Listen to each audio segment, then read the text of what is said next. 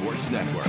All right, 6:02 in the Rose City. Time for Dirt and Sprague on Portland Sports Leader. That would be 105.1 The Fan and the Fan Sports Network. 180, Red 85, San 180, 180, 180, Blue 85. Here we come. Here we come. It's a man's game now. Take your hand and put it down your pants, son. Squeeze that damn thing. Make sure you got to. Here we go, man. Here we go. Here we go. Happy Football Friday, everybody. Hello. What is happening? Hey, boys. Hey. How you guys doing? How we doing? I'm doing fantastic. Are you hearing like a humming sound in your headphones, or is that just me? That's just you. That's me. just you. I Okay. don't have a hum. Oh, that's good. I don't know why I I'm don't humming have over a here. hum. You know, New Year, same us, I haven't huh? ridden the bike in a couple of weeks. I got to see if I remember how to do this damn thing, and I got a humming sound in my headphones, so that's cool. It's been a long time. It's been a while. Now, I was here on New Year's Eve, but other than that, that was kind of it. And it's always weird, that first segment you do the first time you talk.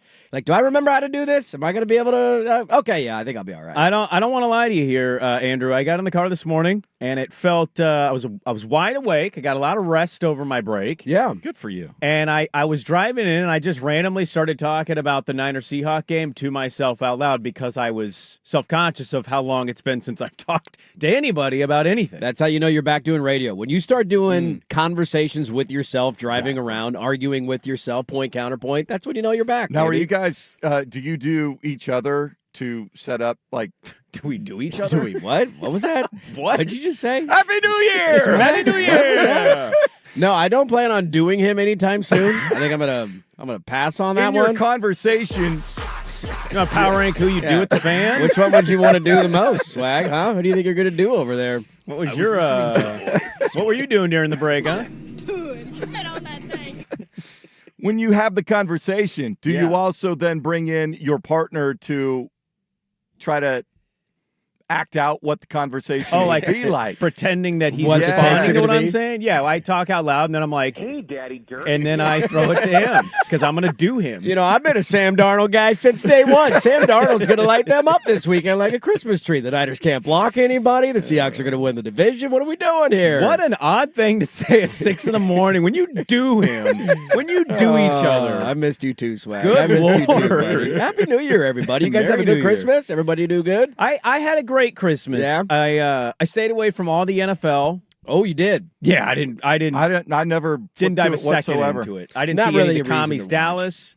What was it? Broncos, Chiefs. I saw that it was a tight game, and the Broncos were weird again. Again, and But the Lions. they who won. Who did the Lions play? Vikings? No. Yeah, they Lions, no-showed. Was that the game? Yeah, Lions, Vikings. They That's completely no-showed. right. Just said, absolutely. What are we doing here, man? So I was just seeing like what the scores were. I didn't watch a second of it. I caught mostly just NBA. Yep. But I also watched some Christmas stuff, and I relaxed. I enjoyed myself. Yeah, the only NFL game I ended up watching that day was the Lions game because there was still three teams left in the survivor pool, and one team had Detroit in that game. Oh. So I was keeping a close eye on that So we have one. two people left? There's two people left. Going into the final week. into the final week Dude, of the regular season. I don't know who those people are.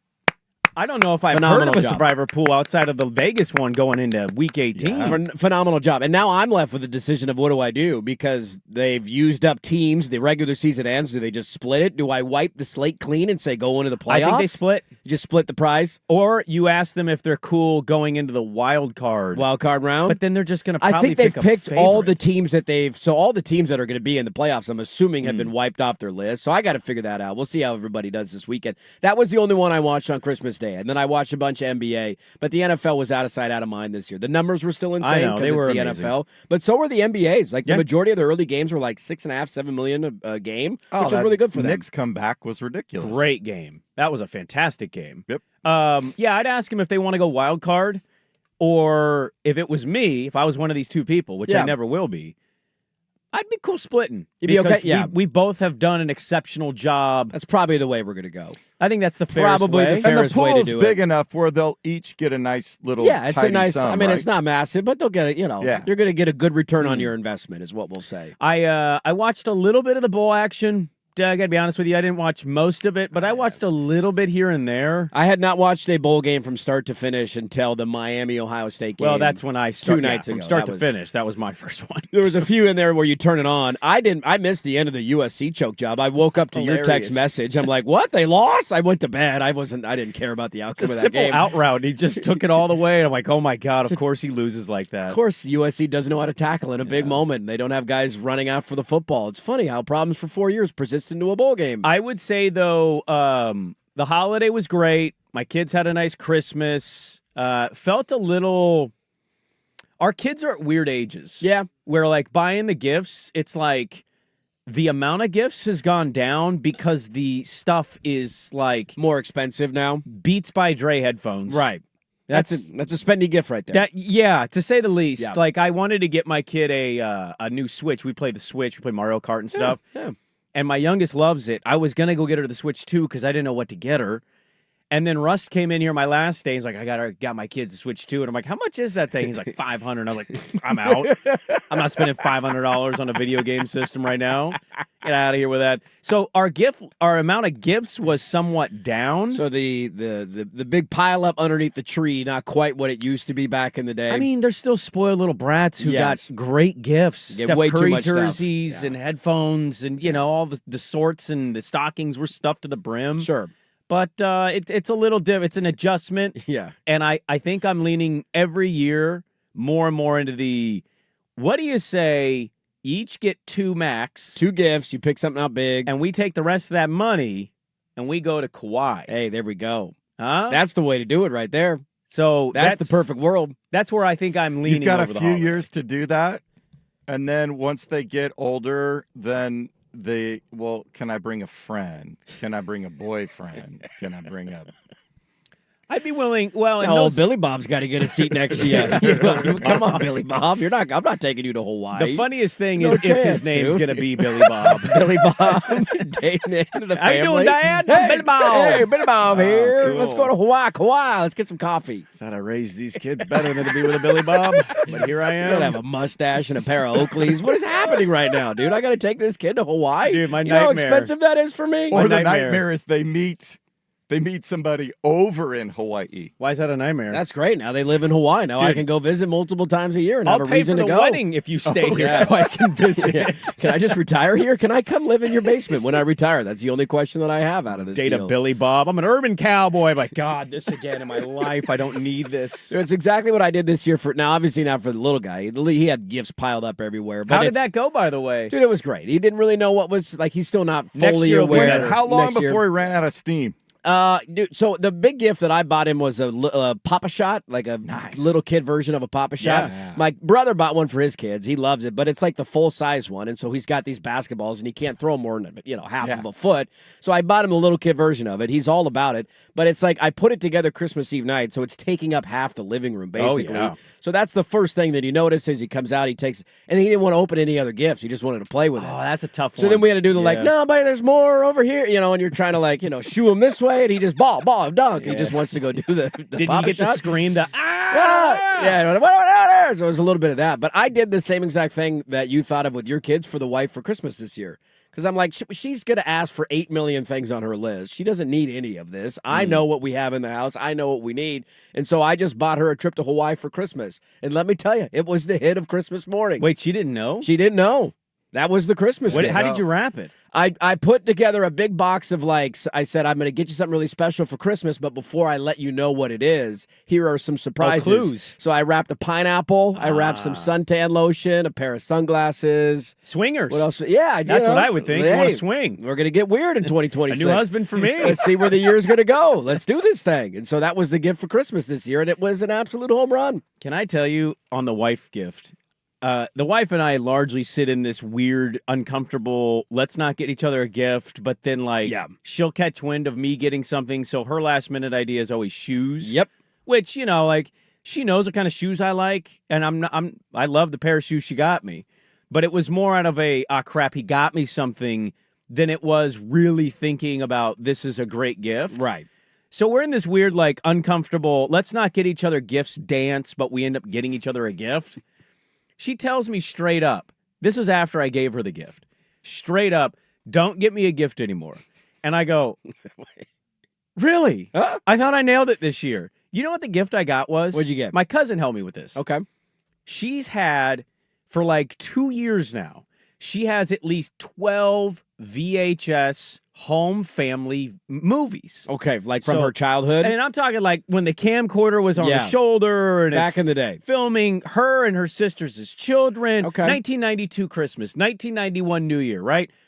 All of these old family members, aunts and uncles and dad and mom, and she's wanted to switch them into digital so we could watch them. So I took like 7 of these tapes, and my cousin helped me condense them into a USB digital drive. That's a brilliant gift. And I thought, okay, I'm going to do the legwork. You're not going to do this clearly. It's sitting in an art closet just in the back, right? Right. So I take like 7 VHSs because they're like 2 hours each, and it's condensed into one thumb drive. And on Christmas Eve, because we were with her sisters, I'm like, hey, this is kind of a gift for her, but like also you guys are in these. I want you to see them. Yeah. So we watched it for like 20 minutes maybe. That's a delightful thing on Christmas. And I just thought, I don't know if I can think better than something like that. It's not costing you $1 million, No. but it's the time and the effort and the thought of that gift that's a really good Christmas gift. And the response like 2 days after Christmas was, Don't get me a gift. And I'm like, so I'm just done. I think I'm just kind of done trying. Just wipe it off the list. Not something to do next year. Yeah, dude. I just felt like I struck and missed. Look, I will defend you here. I don't know why she reacted that way. I think that's a phenomenal. Like if somebody gave me that, because we have all sorts of VHS tapes laying around. I don't know if my parents have ever turned them into DVDs. It's actually, it's not even DVD. It's just the thumb drive. So sure, you put it in the thumb drive, you put it, wherever you want to go. Like that's a brilliant gift idea. I would watch that for hours to look at the old home videos and remember your childhood. It's like Chevy Chase in Christmas Vacation, right in the attic when he's up in the attic and he's listening to Stevie Wonder, and this is great, or Ray Charles. That's a phenomenal gift. The problem with the husband-wife, don't get me anything thing, is that one person always ends up going above and beyond and spending more money, and then it makes you feel guilty. Because that was us last year, and I did the whole don't buy me anything, we don't need anything. So I went very simple for Christmas, and she got me a custom golf bag.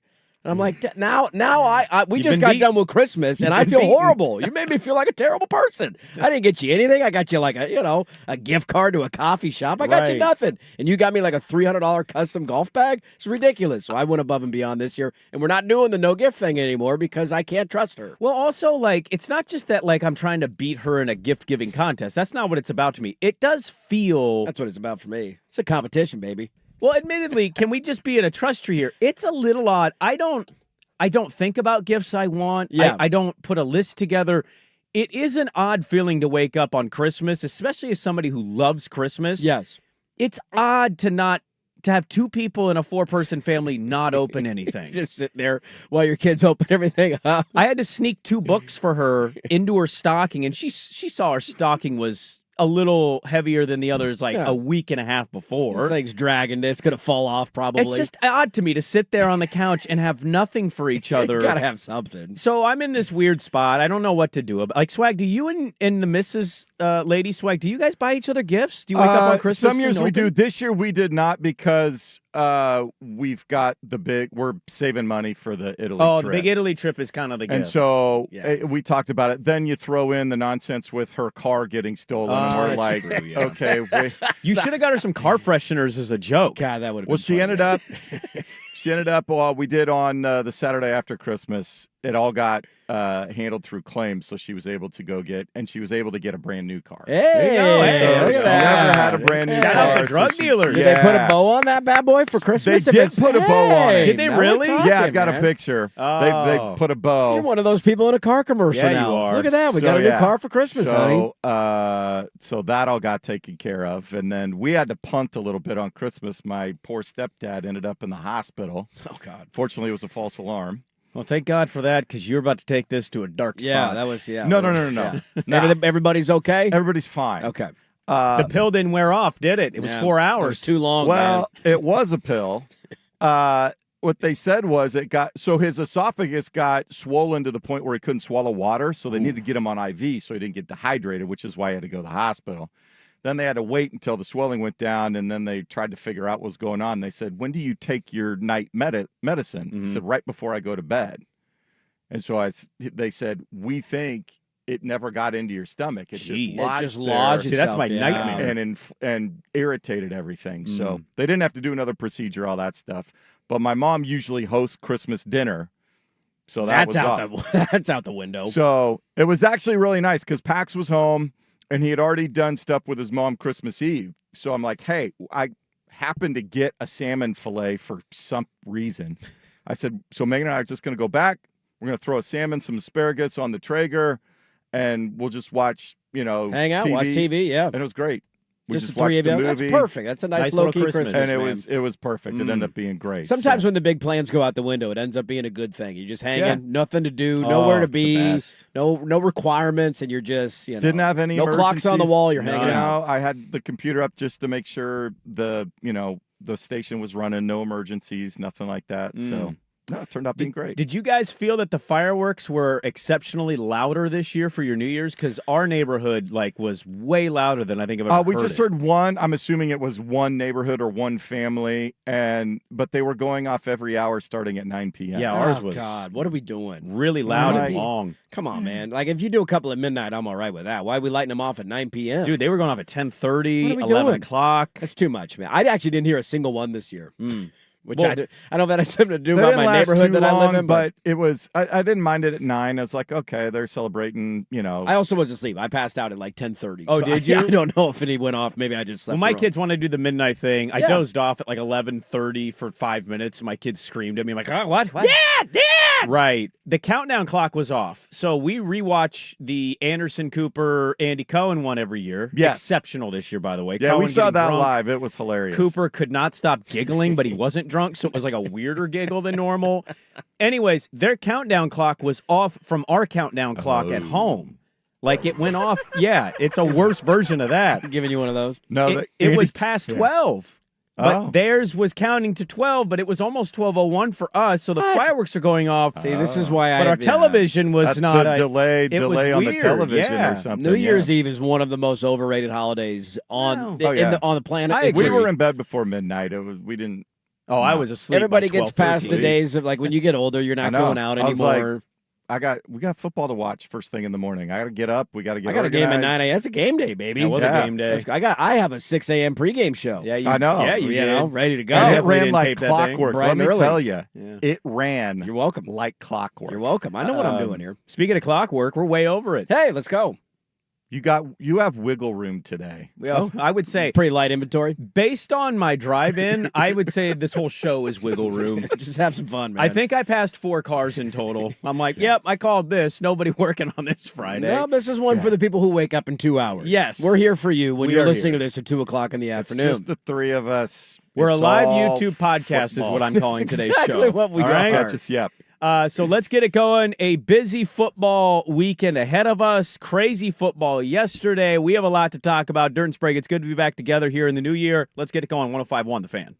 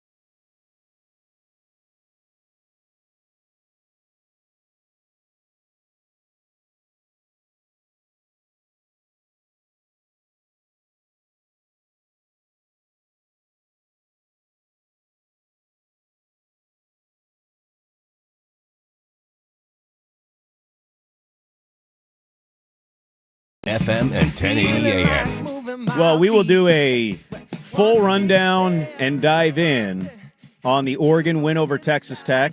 The shutout, the first shutout for the Duckies since 1917 in a bowl game. How about that? They were the Webfoots. We were the Webfoots back in the day. That's back when we were winning national championships in hoops, baby.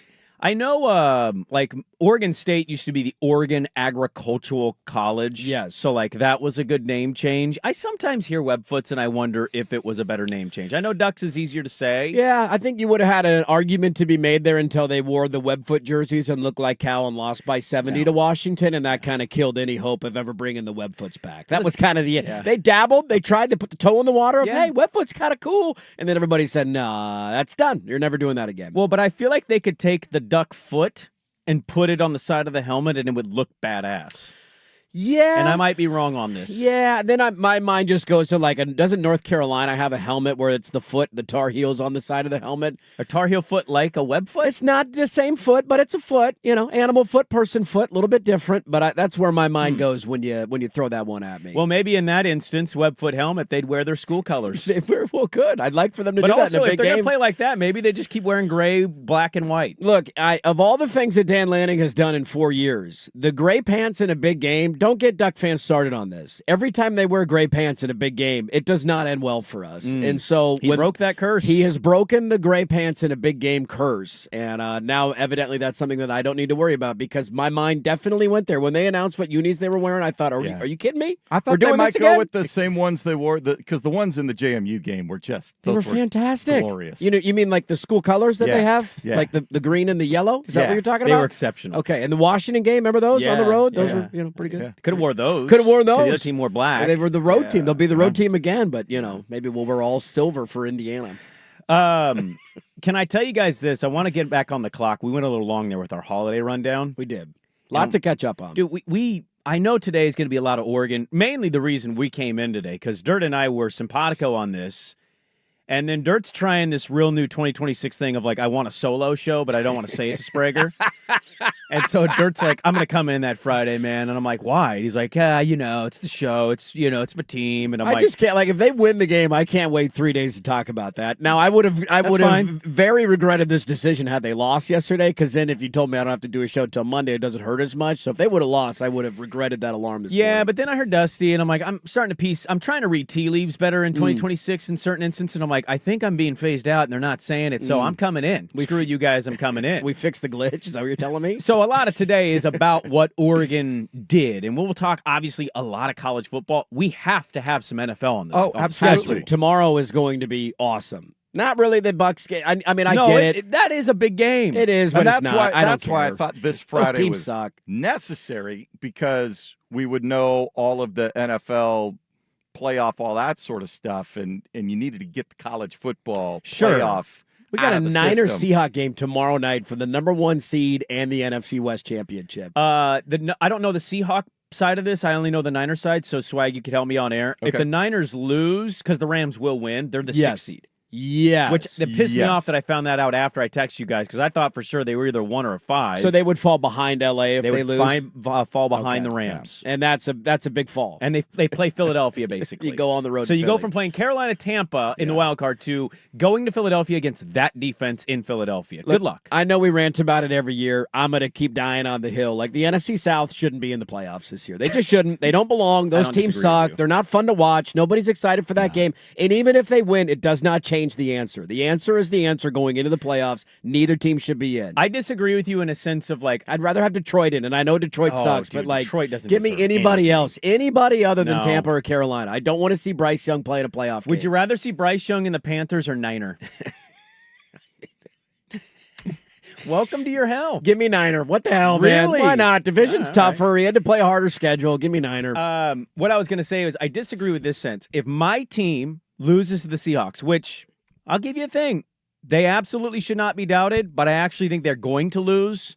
I think it's a year where the injuries are going to bite them. The defense is not stellar as we saw against Chicago. I mean, their defense can't stop a cold And right now, they man. should be splitting with the best teams in the division, not sweeping Seattle. They sweep Seattle. Seahawk fans should have a real like, hey, what? How we lose that game? Yo, Mike. Yeah. But that being said, I actually would love for them to play the Carolina or Tampa's because winning just a playoff game in this year would matter a great deal to me as a fan. That's a huge difference of a successful season if you win that game. Now, that being said, I wanted to throw in the first segment and we ran out of time, so I'll just say it here. You know what I don't know what I've mastered in my life truly. Not a lot, really, if anything. I have mastered, and I mean truly to the highest of levels, okay? Bruce Lee and Kung Fu level. Like anybody else that watches sports, I have absolutely nailed down how long a college football playoff halftime is to a T. And what I mean by that is, as soon as they went to half of the Oregon Tech game, I got up early on that day. I got a workout in. I was active. As soon as it went to half, they ran in the tunnel. I saw the Lanning interview. I saw Brandman interviewing Lanning. Got some good FaceTime. As soon as that happened, I handled a chore, and then I went upstairs, and I took a shower. And I got through my normal shower routine. I put on the deodorant, and I go, I'm going to walk downstairs, and it's going to be kickoff. And I'm not kidding. I walked downstairs legitimately right as the kickoff happened, and I sat back on the couch and went, I've mastered this time window. This is going to lead to a perfect ability for a follow-up question. So I'm assuming you didn't see any of the halftime of the game. No, I don't watch any of these halftime. I don't care about these halftime shows. Do you care to guess who the band was playing at halftime of the Orange Bowl between Oregon and Texas Tech? So it's not a school band? It was not a school band. They had an actual concert on the field during the game. They went to it. Was it Pitbull? It was not Pitbull, Mr. but that is a 305. great guess because they're in Miami. Yeah. I'm going to give you a hint. It doesn't resonate with Miami in any way, shape, or form. And Matt Kearney. That was not quite that homerish. They came out and they were like in the studio. Or no, I think they were doing the halftime from the Rose Bowl. It was like the guys on, let's send it back to Miami. Right. The halftime show of the game yesterday, and they cut away from it like 40 seconds into the song, which probably the right call. Third Eye Blind.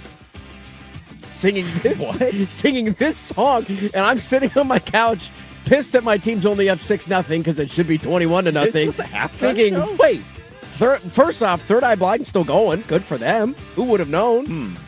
Great track, but this song came out in 1997, and this is your halftime show? Can I also just be honest with you guys? What's the budget for the Orange Bowl, man? You know I'm bad with music. I thought that was Mbop when you started it, and I was like, no. I mean, it kind of sounds like And then it. you said Third Eye Blind, Yeah. and I'm like, even more like, what? Who? Huh? Yeah, in Miami. I'm glad I missed that. Of all the musical choices you could have for Miami, this is what they went with for Do you guys halftime. feel like you're with me on this? I have think nailed that's- down yeah. the time windows of a halftime of any level. If it's NBA, NFL, that window's small, man. Yeah, you got to go quick. You gotta go NBA, quick. People do NFL's like something. 14 minutes. It's quick. The halftime shower of an NFL game is not easy because I'll do that sometimes during Sunday Night Football. Normal college football is 20 minutes. Like you can go do But the something. little more playoff room. game's a little more extended. It's going to go back to California or wherever Yeah. they're doing their shows. Yeah, And There's I knew what that band's window gotta was. come out. They got to do the whole thing. 100%. I feel like I'm that way now too with commercial breaks during football games. Like I feel like I have a sixth sense to be able to flip back and they're coming right back from commercial. I'm pretty good at that. And you're too. not tracking anything. No. It's just an internal clock. It's like a quarterback in the pocket. You know when you 100%. got to get rid of it and you change it. You're like, hey, look at that. We're back on. All right. Yeah, How I about put that? my underwear on. I'm like, I'm going to nail this perfectly. And as I walked down, and here we go, the kick. I was like, yep, Well, nailed it. Joke's on you, buddy. You missed Third Eye Blind. Yeah, damn it. Do.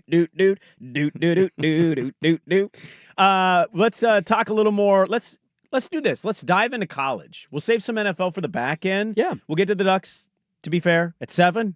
We're going to treat this like a normal show, but we know it's not. And then we'll dive fully into the Oregon-Texas Tech game. Yeah. Do you have room for your Blazers? Did you see the injury update on I everybody? did see the injury Okay. update on everybody, yeah. What, that they're almost back? Our injury management has become the It's day-to-day. construction crew in Money Pit. It's like 2 weeks. 2 weeks. We're 2 weeks away from being 2 weeks away. No, I don't have any Blazers on my show sheet. I feel like they have reached the peak of purgatory mediocrity irrelevance in the NBA. And, like, we'll talk about them When football season dies down. well, like, we had playoff games and we got There's basically too much playoff going on. seeding coming up. Like, None what of do you their want to guys. talk about? The beatdown and that Drew Holiday's day-to-day or ramping up and Jeremy's day-to-day and Scoot will be reevaluated in 2 weeks? Like, that team is so – they lose 3, they win 2. They lose 3, they win 3. They lose 4, they win 3. Like, they're the same team That they've been the last 4 every years. other week. Yeah. It's the same. Oh, here we're turning the corner. 30-point beatdown. Boom. It's mainly like, how did these other teams lose to us? How did we beat the Thunder? How did we beat the Celtics? I don't know. I can't figure that out. And then they're going to go get bludgeoned. That's what it is. My favorite thing about being off for the time we were off was I actually watched, because who did they play? Dallas in the Peacock game? So I watched I stayed up to the end of that game. That ended up being a good game. I almost blew it. But then being in and out of stuff, what night did they play OKC? It was New Year's Eve. Was that New Year's Eve? Yeah. That was where my mind was at. When you guys were texting about that game, and I'm like, I didn't even know. No, I only saw the score. That was I the only saw the reason I score. text. Never I was flipped glued into over. Miami, Ohio Glued State. to Miami, yeah. Good thing we're not watching the Blazers tonight. I'm like, what? I didn't I even know just they were playing knew they tonight. were playing, and I knew it started at 4, but I wasn't watching that over the playoff. And I saw the score, and I went, "Yeah, I'm We're good." down by choice. 30. This season is over. Yeah, I don't know, man. All right, let's get back into some football stuff. More playoff conversation next, but first, Swag with a sports update. Now, from the George McCoy and Warren Allen Sports Desk, a Sports Center update on the Fan Sports Network, 105.1 FM and 1080 AM. First on the Fan, the Oregon Ducks will get the opportunity to avenge their only loss of the season in the college football playoff semifinals next Friday. This after they pitched just the third shutout in CFP history. They blanked Texas Tech 23-zip behind a defense that forced 4 turnovers. 3 of them were claimed by freshman cornerback Brandon Finney Jr. So Oregon now gets top seed Indiana in the Peach Bowl after the Hoosiers hammered Alabama 38-3 in the Rose Bowl. Sugar Bowl offered the best drama of the night. Ole Miss rallying from a 9-point halftime deficit to beat Georgia 39-34. They advance to the Fiesta Bowl, where they will face 10th-seeded Miami. Blazers road trip trying to shake off the beatdown from the Thunder, get some revenge against the Pelicans in New Orleans after they lost by 23 in their last trip to the Big Easy 3 weeks ago. 5 o'clock tip on KUNP Xfinity Channel 1016. Portland a 1.5-point favorite. College hoops for you this afternoon over on 1080. The Ducks dive headfirst into Big Ten Conference action. They visit the Maryland Terrapins. 4:30 tip pregame coverage on 1080 AM begins at 4 o'clock. Ducks 1.5-point favorites. More sports scores and stories in 30 minutes. Jason Swigard from the George McCoy at Warren Allen Sports Desk. Hurt missing work. Insurance companies acting like jerks. Don't call your mom. Call George McCoy at warrenallen.com. Your home for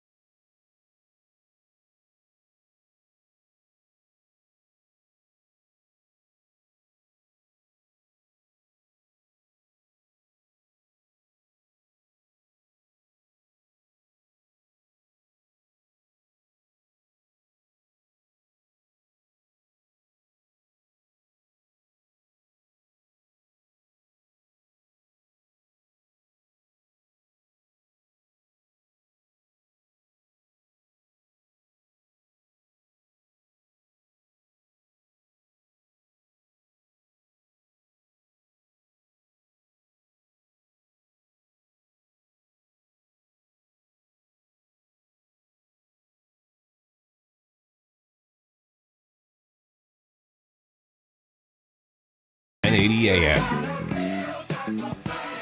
right, welcome back in. Dirt and Sprague here.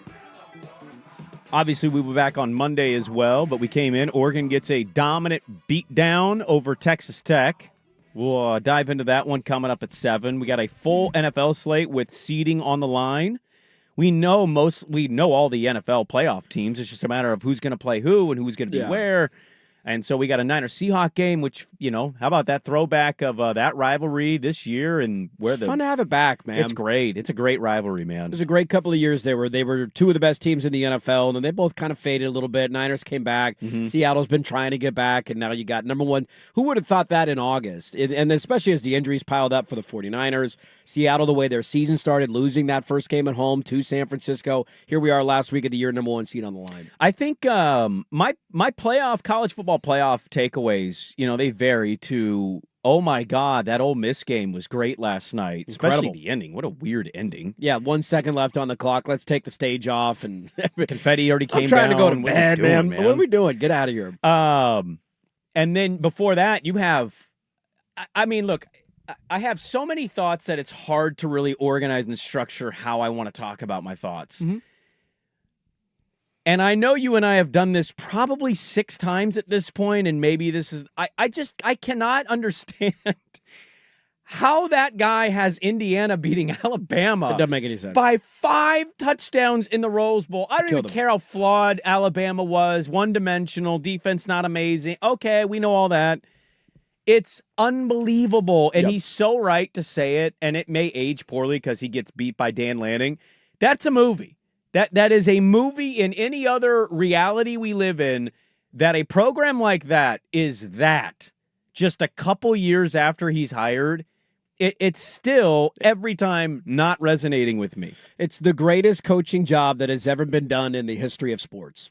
Like, I'm going further than college football. This is the greatest coaching job that we have ever seen. Better than Herb Brooks with the Miracle on Ice team? Better than Herb Brooks with the Miracle on Ice team. I mean, this is just, he has taken Indiana football. I know. And they just crazy. beat Alabama in the Rose Bowl by 30, and the game was over at halftime. Dude, and they are the runaway freight train favorite to win a national championship. Are they, by an odds? By or an just odds in your standpoint, mind? yeah. By an odds standpoint, they are, I want to say they're minus money. Well, you're living in a good spot this week of, nobody's given us the chance, but also I I love would say being in this. this world, yeah. And I know you love being in it.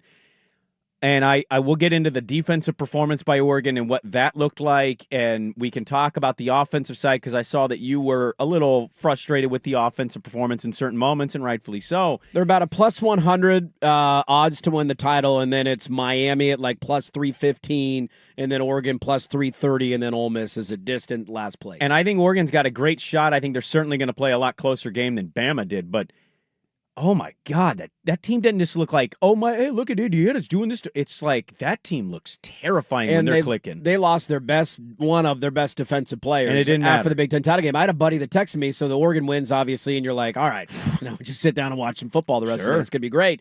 And I had a buddy text me, I'm like, who are we rooting for? What do we want to play? And it's an interesting question because on the one hand, you get Oregon and Bama has always been this thing in our mind. You've never played them. We want Bama. We've never played them. And now it's Kalen DeBoer, the guy that beat you a couple of times. So you got a chance at revenge there. They're a pretty flawed team, but hey, they just beat Oklahoma. On the other side, you got Indiana, so you could avenge your only loss from earlier this year, but you're a little scared of them because how dominant they've been all year. I want nothing to do with that, coach. Wanted nothing to do with them, so it's just weird. And I texted, I was like, let me see how Indiana's defense looks without their best pass rusher, and then I'll answer the question at halftime. And unequivocally at halftime, I was like, well, we're rooting for a comeback that ain't going to happen here because they're not going to win the game. The best moment of that game, because that game was terrible, the best moment was the Alabama trickeration on 4th down where we're running the punt team out, running the offense back out. Ooh, look at that, Ty Simpson still on the field. And they call that fly sweep on their own 30-yard line on 4th down. They don't get it because they can't run the football. And the camera immediately goes to Kurt Signetti, who's got an eyebrow raise, giving the goofiest, scariest look you've ever seen of just no nonsense. And they scored a touchdown 4 plays later, and you're like, uh-oh, this is 10-0. This could get out of hand. He wanted to run it up. He was out for blood. He was out to send a message of oh, you're the SEC powerhouse, huh? Okay, watch this. Did you see his quote on Alabama, by the way, going into the game?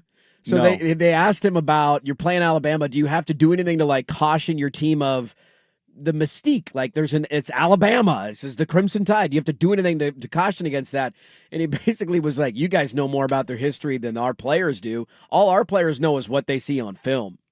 And just left it at that.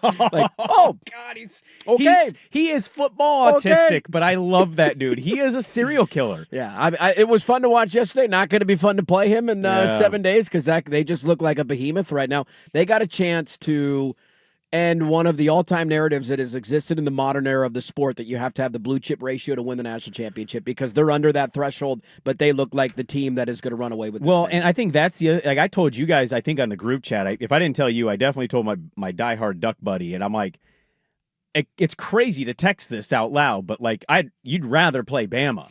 Oh, without a doubt. One-dimensional. I don't think the defense is that elite, and yeah, Simpson's good, and the receivers are fine, but like they're not terrifying. Yeah. And we watched that game unfold, and I believed that opinion, but to watch it unfold the way it did, and that's an interesting thing you bring up too on the traditional ways in which we watch the sport. Another takeaway for me, and maybe I'm out to lunch on this one to you. I think all of what you just threw at me, it's not extinct, but I think the sport's too different now to bring up any historical reference in that light. It's Very not well that Oregon won't win it. Oregon very well, I think, could beat Indiana. Miami and Oregon are the only teams left that have a north of 50% blue chip ratio. So Ole Miss is underneath and Indiana is underneath. There you go. And those could be the national title teams, right? And then here that narrative exists. But I do think a lot of the way we evaluate that sport and a lot of traditional metrics, right out the window. You know why? Because today's portal day. Are you guys not? I mean, I just like this thing is so more leveled out. The sport, I think, I think the sport itself, how it's played and how close these teams are, it's as great as it's ever been, in my opinion. I just think other elements of the sport in general are broken that don't have to do with on the field stuff. But to watch an Indiana do that, you throw at me the blue chip ratio thing, and that's a great thing to throw out there today. I don't, as a sports fan or person doing this job, I don't view that as important anymore. No, and I don't blame you at all, because they've totally flipped the narrative on its head. The last time, for those who are wondering, the last time a team under 50% won a national title was Auburn and Cam Newton when they beat Oregon. And the winner of that game, no matter who it was under 50%. Was going to be that. So it was going to be that. So every national title since then has been over 50%. So that would end the trend if they did it. The biggest takeaway of the weekend for me was this is exactly what we wanted with all of the chaos and craziness of the portal and guys leaving, and I get that it's stupid and it doesn't make any sense behind the scenes. This is what the argument was the entire time that you might get. We have somebody's going to try and say Ole Miss won a shared title in like 1927. Get the hell out of here. I don't care. You have Oregon, who's never won a national championship. Yep. Indiana, who's never won a national championship. Ole Miss, who's never won a national championship. And Miami has not won one in nearly 20. Well, they've been a dormant 25 program. years, right? 2001 was their last one. 25 that Ohio years. State game was their last big game. It's been a quarter century since they won a national title. Yeah. All of the teams who have done it, in the 4-team field, every year it was Alabama, Georgia, Clemson, Ohio State. Alabama, Georgia, Clemson, Ohio. It's the same teams every year. Yep. And while those teams are still getting there, it is spread out, and we're getting upsets. And who would have thought on that side of the bracket, we have a semifinal between Miami and Ole Miss. There's not a person alive. Maybe one of them you picked. A 10-6. Not a person alive that picked both those teams to win those games this weekend. We got a 1-5 and we got a 10-6. Yes. Oh, my God, that's great. It's glorious, and I can't wait for the semifinals. We'll get to Oregon coming up at 7. One other takeaway in regards to how the bracket has shaken out. We'll get to that coming up next on The Fan.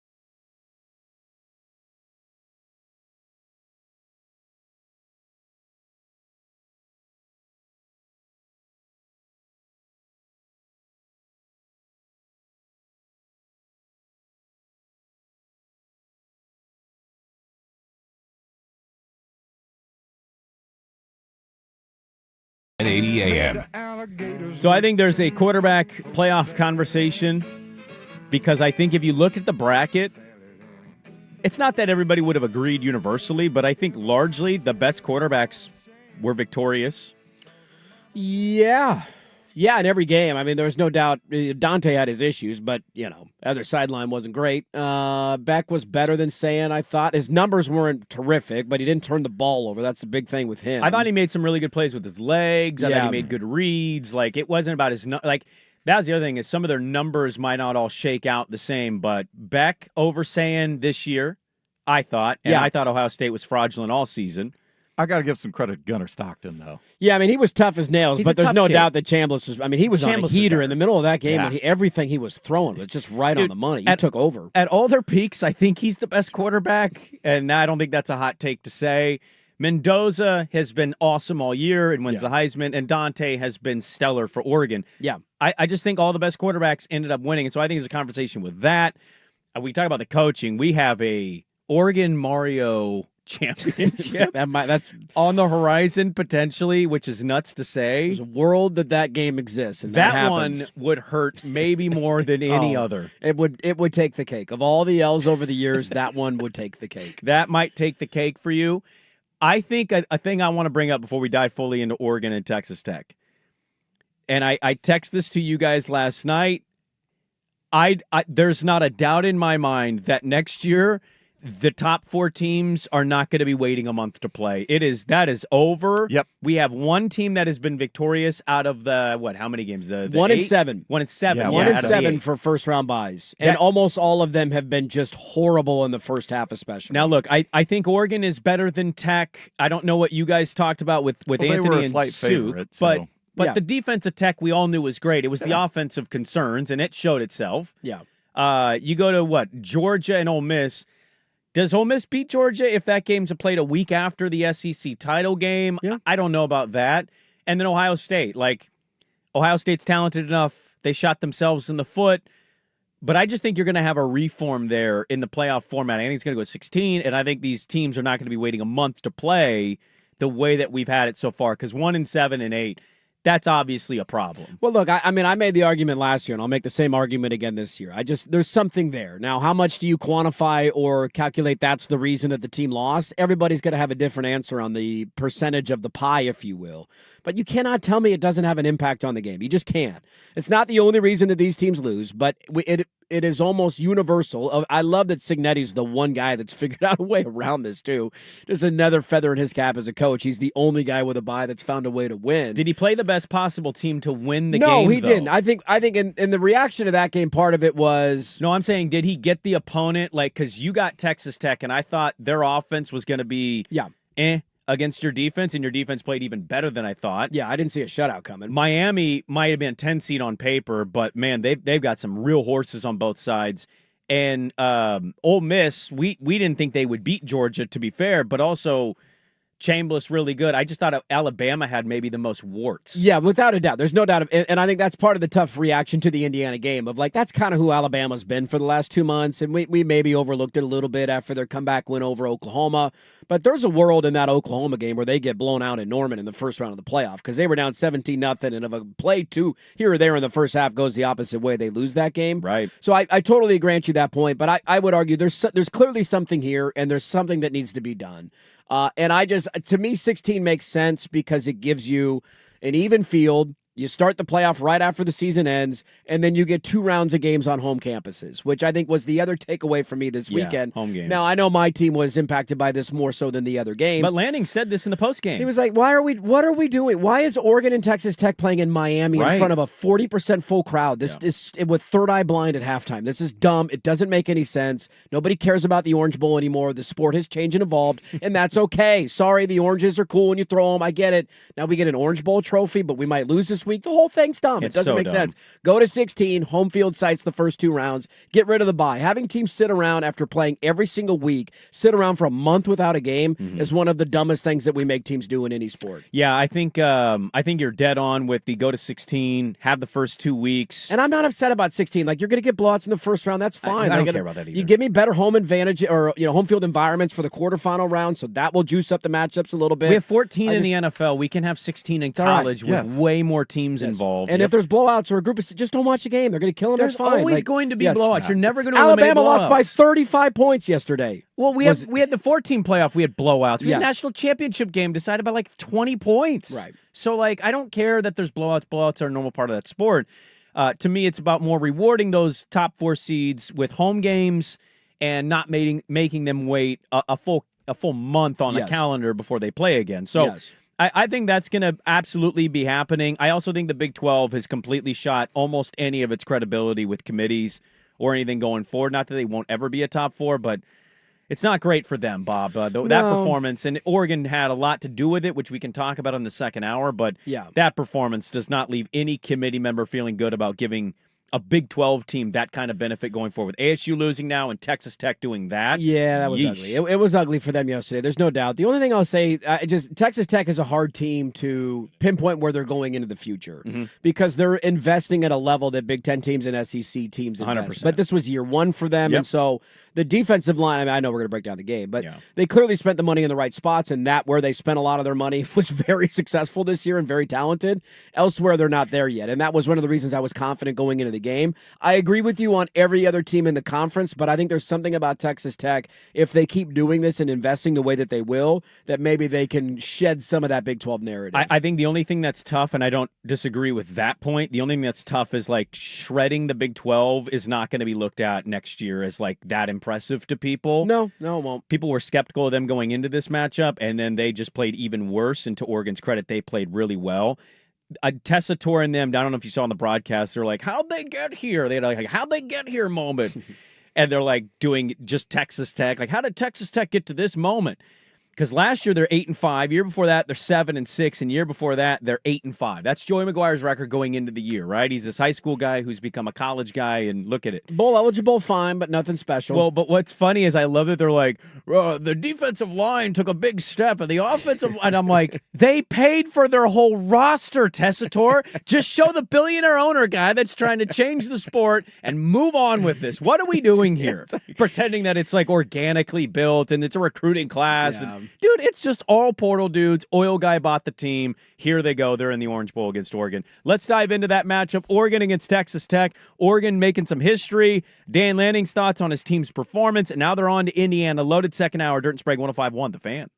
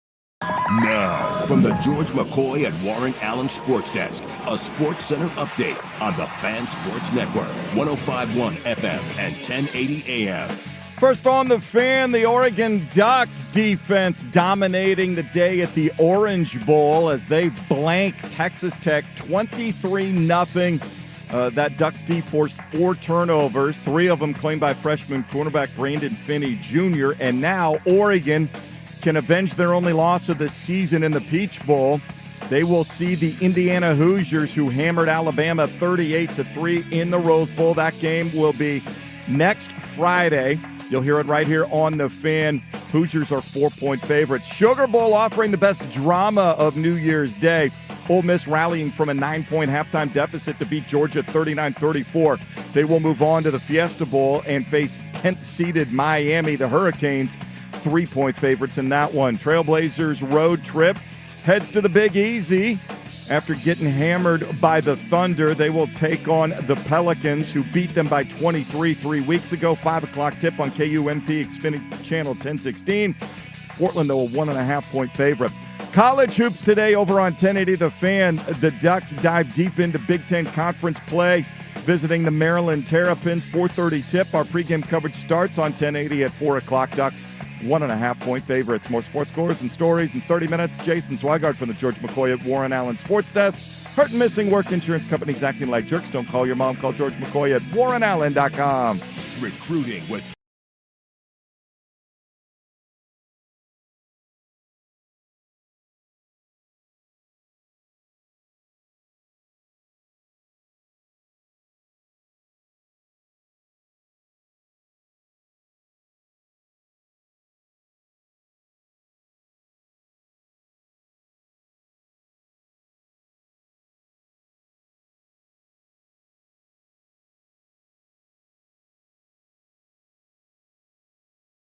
work. Hey, welcome back in. Hour number 2. Dirt Sprague here, 105.1 The Fan and the Fan Sports Network, back again as a collective on a January of the 2nd. Hope everybody's New Year was great. Your holidays were great. Full body boner for 2 weeks. Did you really? Yeah, 2 weeks while I was you out. did. Now I'm back. Bet you did. I want to remind you guys, a lot to get to here in the second hour. The Fan text line is 503-864-6326. And give you a heads up on this one, because this involves my co-host. Hey, who's that? Well, the Ducks are in the Peach Bowl, Andrew. That's what I've heard. So the Fan is going to hit the road with a watch party. What? At Thirsty Lions Washington Square location. No way. You and Anthony Newman Damn right. will get things started with Ducks Game Day, presented by Coors Light, on location at noon. And if you're a diehard Duck fan out there, you can join the Fan Friday, January 9th at the Thirsty Lions Washington Square location for the rematch of Oregon and Indiana in the college football playoff semifinals. It's going to be a tough day for you next Friday if you don't like me, because I'm doing the show in the morning and then heading over to Thirsty Lions, so I'll be on from 6 a.m. to 10 a.m. and then 12 to 2:30. So it's going to be a lot of dirt next Friday. If you don't like me, I apologize in advance. Well, I was surprised that you were, because what happens behind the scenes here is basically people are like, are you going to do your regular show with Sprague, or are you just going to do the pregame? And I'm like, why is this a conversation? But yes, you will be doing both this show and the pregame. I've been asked that multiple times over multiple games, and at this point, I would just assume they would understand that I'm not leaving the morning that one show. was a quick turn. That was a quick turn. I got 2 hours to get over to Thirsty Lion. Well, That's I plenty know. of time. I need my time to poop after the show. We're a Monday grab through little bit of Friday food. show, are we not? That's what we are. Are we not a prime drive time spot, 6 to 10 a.m.? What do I get paid Why to is do this a here? debate? I get paid to do the show, baby. I'm going to be doing the show. I don't know You why give it's me a 6 hours to talk about an Oregon semifinal game? Are you kidding me? Bring the lube. No, I know. Let's do this thing. Bring the lube. Huh? What are you going to do? I don't eat the wiener. You should tell Anthony Newman, bring the lube. Bring the See what he lube, baby. says. Bring the lube, Anthony. I don't think he responds to you. I don't think he would. If you just text, bring the lube. bring the lube next Friday. I need it, Anthony. He's Come just on. going to be like, what the hell are you texting me? My nipples are chafing right now. I need a little help here, all right? Speaking of nipples chafing, how about Oregon's performance against Texas Tech? Their performance against the Red Raiders, 23-0. They win this game.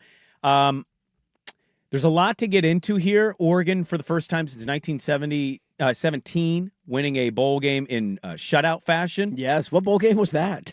Does it say? Does the stats say? I think it does. But Did they even have bowl games then? They did. I thought it was a Rose Bowl. Was it a Rose Bowl? I think it was a Rose Bowl. Okay, I'll there take you your go. word for it. I'll take I'll your word find for it. it, too. I had the Anything notes pre-1950 doesn't count, so that doesn't count. First time they've ever shut a team out in a Rose Bowl Well, or in a bowl game. Look, you didn't feel this way. At least you didn't want to say it out loud. I know other people didn't want to say this out loud. 6-0 at that point, I think for anybody with a brain watching this football game might as well have felt like 60-0. Yeah. Because what your defense did to Texas Tech, I mean, 4 takeaways. You had the 2 picks on Morton, the strip sack by Mateo. Yep. You had the forced fumble by Bryce Betcher on Dickey. And just field position battle after field position battle where you're dominating that category, you're taking the ball away, and Oregon may not have punched it in enough for your liking, and we can get to the offensive performance of this thing, but sure. I do think there's another side of Texas Tech's defense pretty damn good. Dude, that defense is legit, man. That was the best performance. You're probably going to counter with something that I'm not thinking about, so I'll just say it anyway. That was the best performance in the Taj Lapoy, Dan Lanning defensive era. Oh, it's not even close. Okay. It's not even close. Look, I was very confident going into the game. We didn't have a lot of time to talk about it because I was also very confident in Oregon winning that. Yeah, I mean, I just, if that was one, if you would have given me the option to gamble college or the possibility to gamble college sports, I probably would have alt-lined it to like 9.5, tease it up maybe, because I think they were somewhere around a 2.5-point favorite the day before the game. Late money, by the way, poured in on Texas Tech. I think when the game closed or when the line closed and the game started, Texas Tech was even maybe a half a point or a point favorite. So much money came in on them. So a lot of line movement there. I went back and watched a lot of Texas Tech stuff while we were off getting ready for the game and trying to see what, I didn't watch a lot of their games because so many of them were blowouts and out of sight, out of mind during the regular season, sans their couple of BYU games and the Utah game that they played earlier this year. Mm-hmm. And the biggest takeaway watching them was, one, their defense is legitimate. I think I had questions going in of how much of that is the Big 12 inflating their numbers, and I think they clearly put that to bed. That is a dominant defense and maybe the best that Oregon will see the rest of the way. Time will tell on that. But the reason I felt confident was in watching Texas Tech's offense. There just wasn't a lot there. Texas Tech's offense lived off of 2 things. 1, explosive plays, and 2, their defense forcing turnovers and eventually wearing teams down. Like, you go back and watch the BYU Big 12 championship game, it wasn't like their offense was moving it up and down the field the entire game. Eventually, though, their defense would break the opponent and the offense would capitalize and score a touchdown. And so the whole key going in was, if you don't turn the football over and play into their hands and you play clean, and I know Dante threw the 1 pick, but it was on a 4th down. You're not going to take a sack. You got to throw it, and so that's not that big of a deal. They actually ended up gaining yards because he threw the pick anyways. Mm-hmm. If you're not going to do that, I love their ability to win. And so, yeah, it would have been great if the lead was bigger than 6 at halftime because I felt like you dominated the entire half of football. But there was never a threat. Like, that was the most therapeutic experience I could have gone through as a fan. I still have PTSD from last year. Like, we're a little over a calendar year ago from my team going 13-0, winning the Big Ten, number 1 seed, all this, oh my God, here we go, to never having a big game end as quickly as that one ended. That was 3 drives into the game. You're like, oh my God, they're going to get killed, aren't they? And yeah, they got killed. They were down 34-0 in the second quarter, and it left us with this really weird mind warp of, how do I view this season? Was it successful? Was it a failure? Somewhere in between? And I've had to sit with that feeling for month after month after month after month, not knowing if Oregon was going to get another crack at it. And so to go into a game where even with it only being 6-0, even with Oregon playing with their food and all the dumb stuff that they did on offense, it never felt like a threat that Texas Tech was going to score, and that was a really good feeling yesterday. Here was Dan Lanning on not having a bye in the college football playoff this year because Texas Tech did. You mentioned your team last year did, and that result did not go your way. They got to play James Madison in Eugene. Here was Dan Lanning in the postgame on that difference. I guess it works, right? I've been a proponent for games to be happening much quicker for a long time. I think that's best for college football. Again, I felt like this game, the Orange Bowl, first off, was unbelievable. I should have, really gave him kudos to the Orange Bowl because it's been a great experience, but it's not the same bowl experience anymore when you talk about playoffs, right? Our guys didn't leave the hotel. They had a mindset, that we can celebrate when this thing's all over with, and they were really focused. But the hospitality here was unbelievable. But we're trying to serve 2 different purposes here. And this is a playoff. Playoff, in my opinion, should have been played in Lubbock, Texas. I said that before. That's not because we wanted to go play in Lubbock. I certainly didn't. I'm glad we played here in Miami, and it was good prep for us. But, last year, very similar situation for us. I feel like that game should have been played in Eugene. And there's a lot of people that do playoffs. I feel like the playoffs have looked a certain way for a long time. We're trying to serve 2 purposes here. And the amount of time in between games, obviously, is tough for teams. We experienced it last year. It is a very odd thing to say out loud. That was Oregon's first time ever winning an Orange Bowl. But to your point earlier, like nobody cares that you win these bowl games. That you get a trophy. They take the trophy home and they put it up, and it's like, but it's an odd feeling. It's so stupid. It's like that trophy's going to be in their football facility, and it'll be looked at with the team picture and landing with the oranges. What if you lose to Indiana? Exactly. Then it's like, do we still? I mean, the trophy's still there because you won the game, but none of it makes any sense. It's just college football. We're all living through the transition to the full-fledged minor league version of the NFL. We're already there, but we're living through the natural transition of it. Eventually, these will go away. I really believe it. And I think to his credit, he's spearheading a lot of this. We should be done on January 1st. Agree 100% with that. Portal opens today. Here you go. See you later. Yep, portal's open on the 2nd. All the teams now Ole Miss, Miami, Oregon, and Indiana. And look, they still got people that are working around the clock for them, not game prepping. Those teams can't be as involved in the portal as the other teams because of what's ahead of them. Yeah. And so it's a very unfair advantage to the teams who have reached the height of success, getting to the semifinal in the playoffs. So we're living in the natural transition and evolution of the sport. I think eventually these will just have names attached to them without being played on these random neutral quote unquote site venues. Yep. It'll be the Orange Bowl presented by whoever at Texas Tech. Like that's what it needs to be, and it should be, to Dan Lanning's credit. Hear about this stat. And this is something to think about going into next week's conversation with Indiana, because Oregon plays next Friday. That is now 42 straight wins and 34 under Dan Lanning when leading after the first quarter. Yep. And 36 straight wins and now 43-1 under Dan Lanning when leading at halftime. Yeah, it's a remarkable number. They're also still undefeated in his tenure when he's allowed less than 30 points. And that was the reason I felt confident going into the game. At some point, some team's going to break that number. But I didn't have any trust in Texas Tech's ability to get to 30. They couldn't even get to 1. And so because of that, that's the reason that I liked Oregon to win the game. I think when you get that kind of performance, there's always a multitude of reasons why. Like, I'm not going to sit here a year ago and tell you that I thought the layoff negatively hurt Oregon and then tell you that Texas Tech wasn't impacted by it. If that game was played the week after the Big 12 title game, I do think you see a little bit more in Lubbock. I think you see a little more competency from Texas Tech's offense. I think the layoff, it just took teams, again, outside of Indiana, but really Indiana too. Like, go back and watch their first couple of drives. They went 3 and out to start the game. They had the field goal where they're just like, what are you doing running the ball on 3rd and 9 from the 9-yard line? It was the Alabama fourth down call that kind of, there we go. And then they got a touchdown. And then all of a sudden the snowball started rolling down the hill. The other teams who had first-round buys going back to last year and this year, this was before the last 2 games, but it wasn't like Georgia was doing much. One of their scores early was a defensive touchdown. Texas Tech, 0 points in the first half. Ohio State, 0 points in the first half. ASU last year, 3. Georgia 3, Boise State 7, Oregon 8. That was after the Oregon-Texas Tech game. And so that's just a trend, and I think they were certainly impacted by it.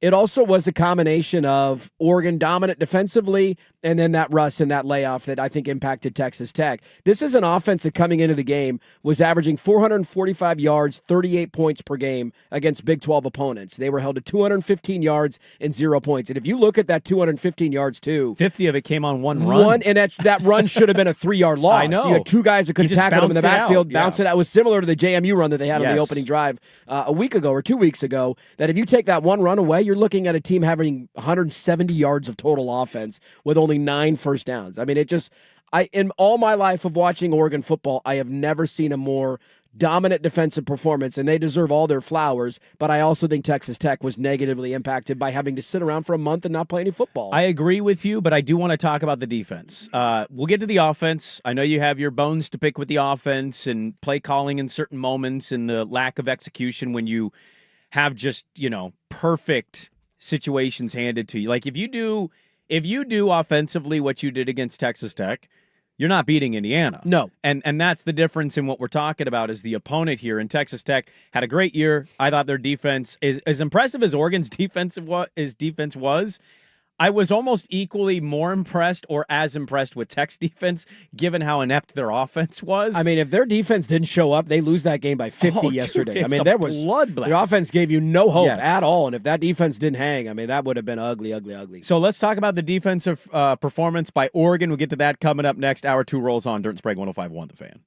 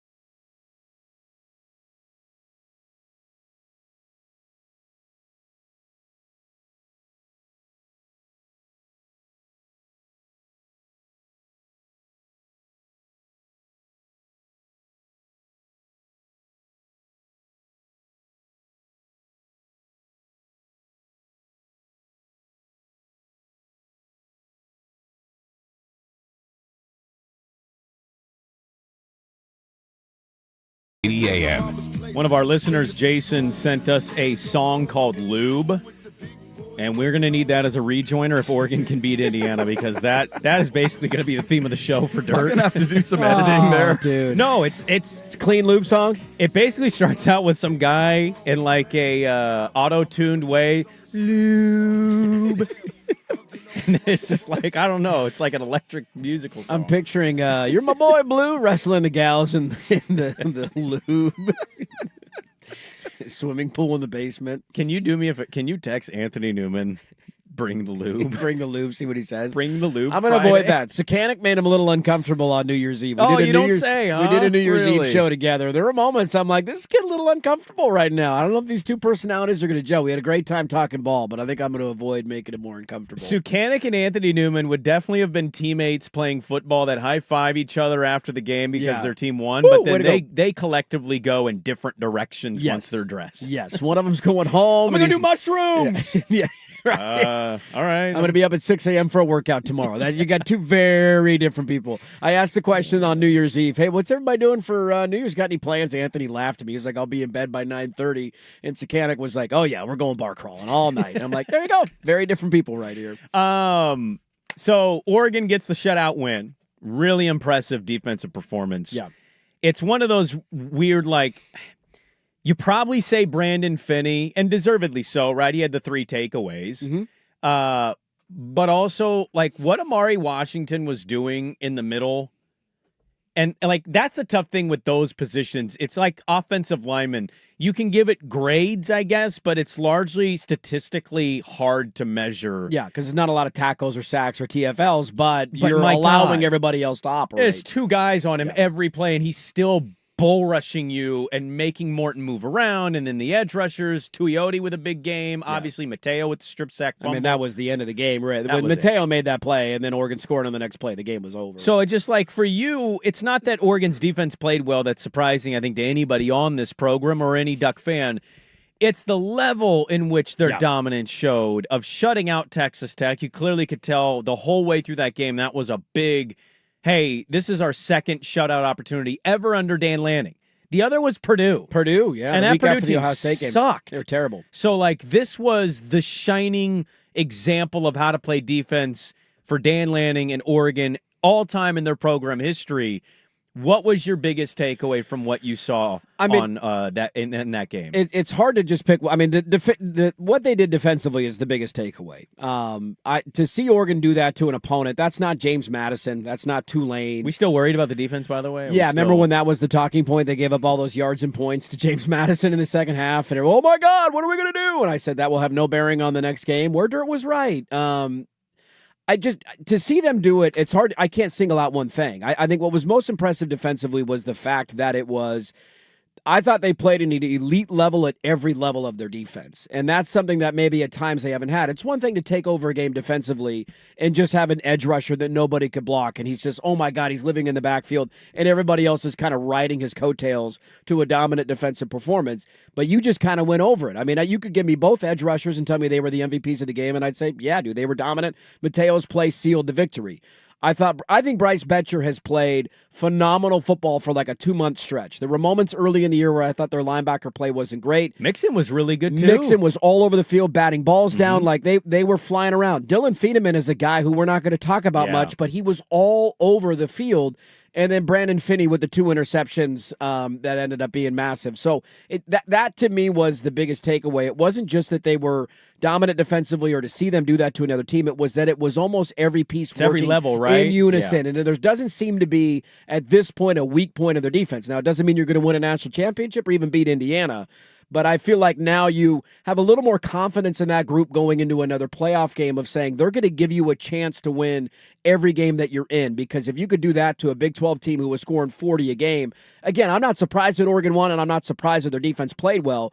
But we spent 2 weeks as a national media talking about Texas Tech's defense versus Oregon's offense, and the entire matchup for me came down to, can Texas Tech score on Oregon's defense? I knew that Texas Tech's defense was going to give Oregon problems. Can Texas Tech's offense score? And the answer to that question was no. Yeah, on the other side of it, I mean, Texas Tech's defense, I walked away just super impressive. I think what you said earlier is interesting. Like, that might be the best defense they take on. Now, let's give Indiana their fair share. Dude, Indiana's defense is awesome. Miami's defense is awesome. And we saw Indiana's defense at Autzen earlier this year. They're very good. They're very good. That Texas Tech defense was stellar. Here was Dan Lanning on attacking the Texas Tech defense. Yeah, we thought they were. They are a good defense, right? And just, their performance today, I think it showed it. You walk into halftime at 6-0, that's a great indicator of them being a good defense. And they had some guys that played some really good ball. We just felt like in this moment it was going to be about chipping away. And eventually it was going to break. And it kind of broke open with us creating some extra opportunities there with takeaways,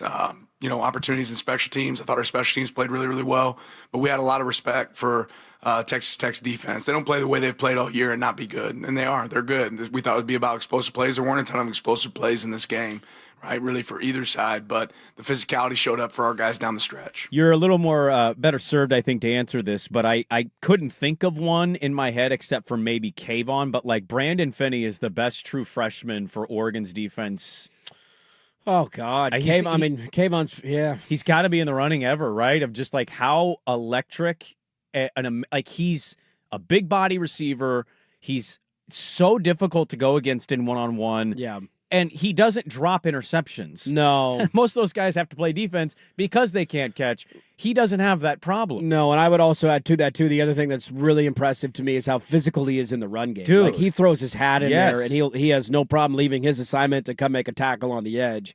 And a lot of corners don't want to do that. They're a little bit softer, and he's just not of He that wants ilk. to tackle. He wants to be physical. And Kayvon's probably the only other one that I can think of. And to your point, maybe Duck fans will tell me somebody that I'm not remembering off the top of my head. To see a true freshman play at that level in that moment of that game, it was remarkable, dude. And it reminds you of the reality that exists for you. And this is the exciting thing that I have harped on now for a long time with Oregon, is that in years past when you would go on a run, it felt like all your eggs were in one basket. And if you don't win it all, damn it, how long is it going to be until we get back to this spot? And that's just not the moment that Oregon is in.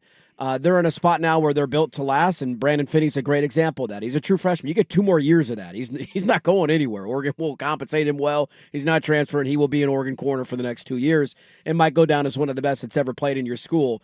Remarkable to see a true freshman play at that level in that moment. But I think even he, in his level-headed comments after the game, pinpointed why he was able to be so successful, and that was they were winning up front. Their linebackers were flying around, and it made his job incredibly easy. And it sounded like the pick that he made in the end zone was 100% instinctual, that he was supposed to be on the flat. They looked like man-to-man. Baron Morton talked about it after the game. He said they completely confused me by the look. I thought they were in man-to-man coverage, and I think they were, but Brandon Finney identified what they were trying to do, and he dropped off his guy, saw where the ball was going, and he was right there and made an easy pick. I thought Jesse Palmer, I like him on broadcast. I don't know where you guys are at on the Tessitore-Palmer broadcast, but I'm a big fan of that crew. I think Palmer's pretty good. I'm a big Palmer guy, and you know how I feel about Tessitore. I know how you feel about Tess. I'm a big Tess guy. They really did tell him to stop wearing the gold chain with the open collar shirt, though, didn't they? That went away pretty quickly. I did have a few honk moments where it's like they did this pregame thing, and it was all about Texas Tech, and then it was like, let's kick the game off, and I'm like, hey, we're playing too. I mean, I hear you. 100% probably feel the same way, but also, I have no problem with one of the top 4 seeds. And we can debate if they were better. Should they have been the higher seed over Oregon? They did win their conference, but the Dirty Poll had Oregon ranked higher. Yeah, I think they were the favorite, and to your point, if we could gamble on that game, I think a lot of people locally would have gambled on Oregon sub a field goal. Yeah. But on that interception where he basically stood there and Morton I thought Palmer did an exceptional job of kudos to Finney, right? Finney's really smart. He's way ahead of his age in terms of how he views the game. I don't want to take. This doesn't mean I'm taking anything away from Oregon. I also thought Morton was exceptionally awful. He was terrible. He in that just game. stared at that one side the whole time. So Finney read it, but also he just looked at the quarterback because he's like, oh, he's really just going to throw it where he's looking. Yeah, here we go. He never looked things off. He couldn't throw over the defensive line. No. That is 100% Oregon credit I'm giving. I also just think Baron Morton is very meh, and I think you can make a point that his backup is better than him. When you get games like that, it's always a combination of horrible offense and great defense. It's never just one or the other, right? Yeah. There's always mixtures in there. I think where I would give Oregon a lot of credit is in twofold. One, when you physically beat up a quarterback, Yes. you're going to get that level of play. And Yes. they were in his kitchen from the opening drive throughout to the last play of the game where Purchase had the sack on 4th down. And so that's who they were defensively the entire game. And then the other part of it was they never allowed Texas Tech to run the football. No. Again, outside of one run by Williams where he broke it, which should have been a 3-yard loss. Outside of that, Dickey had 11 carries for 29 yards. And if you take that one run away from Williams, he would have had 12 carries for like 30 yards. Yep. And so he had no help from a run game. They were living in 2nd and 3rd and long the entire game. And every time they had the chance to hit him, they hit him. And you keep doing that for 4 quarters. Eventually, you're going to start missing those bunnies and those layups. And they were in his head. But there's no doubt he played horrible yesterday. I felt a little bad for him at the end of the game. He was crying. He grew up a Texas Tech fan. I didn't. Like that was his dream to play for Texas Tech. Feel bad? He was bawling his eyes out in the cares? post-game He's interview paid a lot session. of money. Who cares? He guy's a pro athlete. He's going to cry if my quarterback loses the Seahawks? No, because he's got another game to play. That won't be the end of his season. Okay, well, when the Niners lose in the play, you go, Brock Purdy's crying. You go feel sorry for him. We're done with this. I don't think he's going to cry because he's not done. Barry Morton's kids. never going to play football again. That guy's not going anywhere. That was the last football game probably of his career. He made $1 million. I have no clue. Suck how it much up, he made. Buttercup. You're going to dominate in Canada, dude. You could go play in the CFL. Yeah, He'll probably probably be a high school Texas coach, I'd imagine. Let's talk about the other side of the ball, and then we'll talk about some of these other games that happened. How about Mario Cristobal, Miami? That was super impressive. Ole Miss, Dirt threw something at me during one of the commercial breaks, and I'm like, oh, crap. And there's a weird story. One of the coaches at Ole Miss, right now as we speak, he's in the LSU football ops building. Yeah, you got to. The portal's open. Let's go build a roster, baby. But I think he's going to coach again for Ole Miss. Oh, yeah, he'll fly back. Don't worry. Game's next week. Absolutely shocking It's that they so won that disgusting how this is, and just it's not even a talking point for people. I gave Ole Miss 0% chance in my head to win that game. I did too. I thought that was going to be a blowout. I thought I'm going to be able to finish the Stranger Things finale tonight because I only got halfway through We're it on only New through Year's Eve. like 1.5 episodes. Dude, it's like 2.5 hours. I was watching it. I went to bed. So I've already had it spoiled for me too because I've been on Instagram. Yeah. Too many things in my algorithm are like, hey. I'm staying off of social media. You should. They're going to ruin it for you. Get through it today. But also kind of a predictable ending for the show. I know where it's going. I can kind of imagine where it's going. Yeah. But I thought I was going to be able to finish that last night because I thought the game was going to be a blowout, and that was not the case. Yeah, so like we'll get to all the other games. I want to talk about the coaching that's going on in college football right now, but let's talk about the Duck offense. The other side of the ball, not as pretty as the defensive side. We'll talk about that next, but first, Swag with the sports update. Now, from the George McCoy and Warren Allen Sports Desk, a Sports Center update on the Fan Sports Network, 105.1 FM and 1080 AM. First on the Fan, a dominant Duck defensive performance has given them an opportunity to avenge their only loss of the season. They move on to the college football semifinals next Friday. They pitched just their second ever shutout in a bowl game. The other one was the 1917 Rose Bowl against the mighty Penn Quakers. But this time they hammered Texas Tech 23-zip in the Orange Bowl. And now we'll face the Indiana Hoosiers a week from today in the Peach Bowl. Indiana blew out Alabama in the Rose Bowl 38-3. Indiana a 4-point favorite right now. Sugar Bowl offered the best drama of New Year's night. Ole Miss rallying from 9 down at halftime to beat Georgia 39-34. They will advance to the Fiesta Bowl to face the 10th-seeded Miami Hurricanes. Miami a 3-point favorite. Blazers road trip picks up in the Big Easy tonight. Last time Portland was in New Orleans 3 weeks ago, they lost to the Pelicans by 23. They'll try again tonight, 5 o'clock tip on KUNP Xfinity Channel 1016. Portland 1.5-point favorites. College hoops today for you on 1080 The Fan. The Ducks are in Maryland to face the Terrapins as they dive back into Big Ten Conference play. 4:30 tip. Pregame coverage begins at 4 o'clock. Ducks 1.5-point favorites. More sports scores and stories in 30 minutes. Jason Swigard from the George McCoy at Warren Allen Sports Desk. Hurt missing work. Insurance companies acting like jerks. Don't call your mom. Call George McCoy at warrenallen.com. Your home for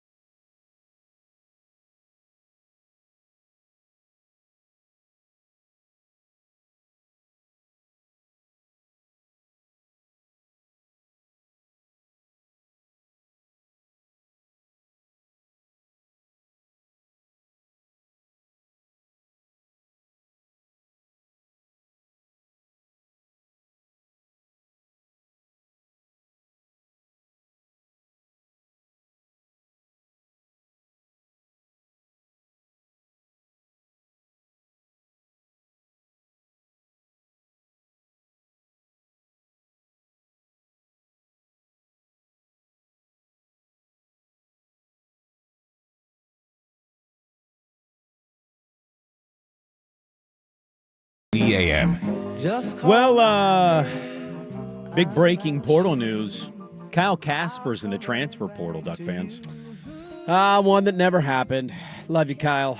Big body wide receiver. Tall, skinny kid. Tall, skinny kid who was supposed to be a jump ball merchant, and he'd have a couple of highlights every spring game that made you go, ooh, is this the year Kyle Casper is going to break out? And then eventually he would get hurt in the first month of the year, and you wouldn't hear from him the rest of the season. That's kind of been his rinse repeat now for 4 years. Well, we talked about the Oregon defense, and we talked about it first, deservedly so. They dominated that game. They won the game for Oregon. Yeah. It's their second shutout in a bowl game ever. Their first was in 1917, so if you want to... That doesn't count. Yeah. First time I've ever done that. You can have that opinion, but those people right now are in their graves, turning over in the disrespect you're giving them. Those leather helmets and nobody's throwing a forward pass that was basically rugby. Get out of here. But on the other side of this, they did win the game 23-0. The other side of this was ugly. Now, again, I think we should be fair. That Texas Tech defense is stellar, but... Yeah.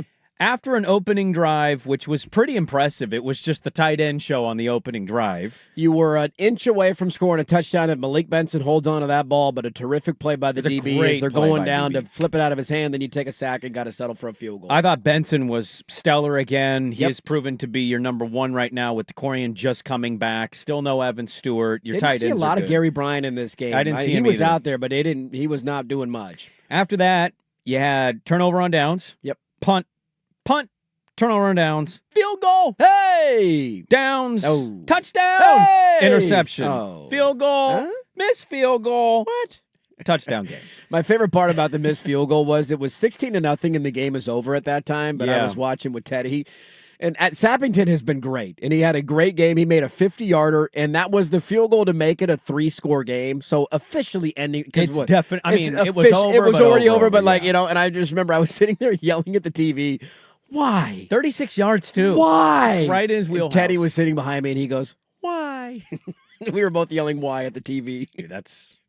Like that takes, Whoa. Yeah. That I turn around and I just start crying and I'm like, yeah. Why? I was like, that's right, buddy. Why did he can make a 50-yarder? That was like 35 yards, and the game is officially over. Why? Why can't we do that? You're going to become more of a normal person with this kid growing up. Oh, it's helping for sure. It's going to take a lot of the edge off. You won't be on all fours in the living room because Teddy's right there, and he's like, what is my dad doing? I'm not on all fours. You're taking my belt off of my pants, snapping it, belt to ass. Can we talk about Michael Irvin today? I think every university needs a Michael Irvin pulling the belt off to show the abs, by the way. Clearly what that was. Did you see the Duck did that? So in the post-game celebration on the field, somebody handed the Duck a belt, and he was doing the belt thing as they were celebrating with the confetti But falling. it doesn't quite beat Michael Irvin doing it. No. Who's our best former player that could do it? I mean, at this point, Kenyon Barner's the most consistent that shows up, right? You as an need alum? somebody, though, that's like... Well, who's the most coked out Duck? Right, that's my question. Who's our biggest party animal? We'll have to noodle on that one. Well, I had an idea, and I'm not going to say that one say out loud. Yeah. We had the same name pop into our head, and we're not going to say that name, although he would be glorious if he did. Well, yeah. Anyways, where are they now? I digress. Let's get back into serious nature here. Yes, the offense struggled. Well, yeah. What do you take away? What was it about the offense? I know Dante had the interception, and also that's one of the best linebacking, if not the best linebacking core in college football that picked him off. It's also a fourth down play, so it's like you got to throw the ball. What are you going to do? Take a sack? Like you're not throwing that one away. But it's the giving life to a team that is lifeless that you just worry about now. So I thought Dante was mostly pretty good. I actually had more of a problem with play calling maybe that I did than Dante Moore, except the great fourth down play call. Dude, you had Sadiq. Yeah. What do you need? You threw that pass against multiple teams this year. Yeah. I thought he was pretty good sans the interception and not throwing it to Sadiq on fourth down. Where were you at on the offense? Well, I think, look, similar to the other side of the ball that we talked about, there's always going to be equal parts. Damn, Texas Tech's defense is legitimate. That line wrecked the offense. That defensive line is dominant. It's just they were worth the price of admission. They were worth every penny that Texas Tech paid on them, and without them, Oregon wins that game by 40 points. So there's that.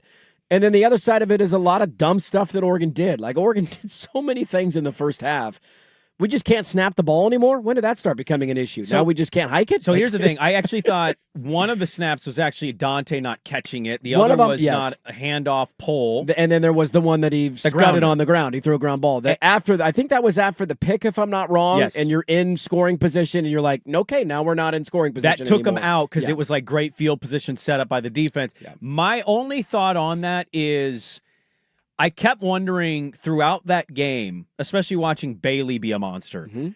I just wondered on that particular play how much Poncho was worried about the incoming pass rush and the defensive line wrecking the edges. Totally. Not a great day for World. Yeah. And I know Sukanik has been on the tackles are not that impressive. No. But it's been fine for Oregon because they can out-talent everybody. Yeah. And that's what we wonder going in Indiana. I just wondered how much Poncho was worried about how the defensive line was kind of wrecking the group. I just think those kind of things pile up when you're playing an elite defense, and I think you're 100% spot on that that's a big part of it, right? When you're getting dominated or worried about how the hell am I going to reach this guy in this gap, all of a sudden you let your mind wander from the snap and you throw a ground ball to the quarterback, and you got yourselves a problem on your hands. And so it was just a very frustrating day because I think very similar to a lot of Oregon games this year.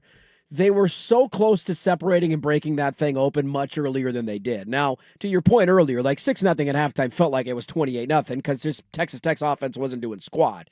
But you had the Benson play on the opening drive, that incredible play by the DB. If he holds on to that ball, you're up 7-0 and you scored a touchdown very easily. And what does that do for your confidence going forward?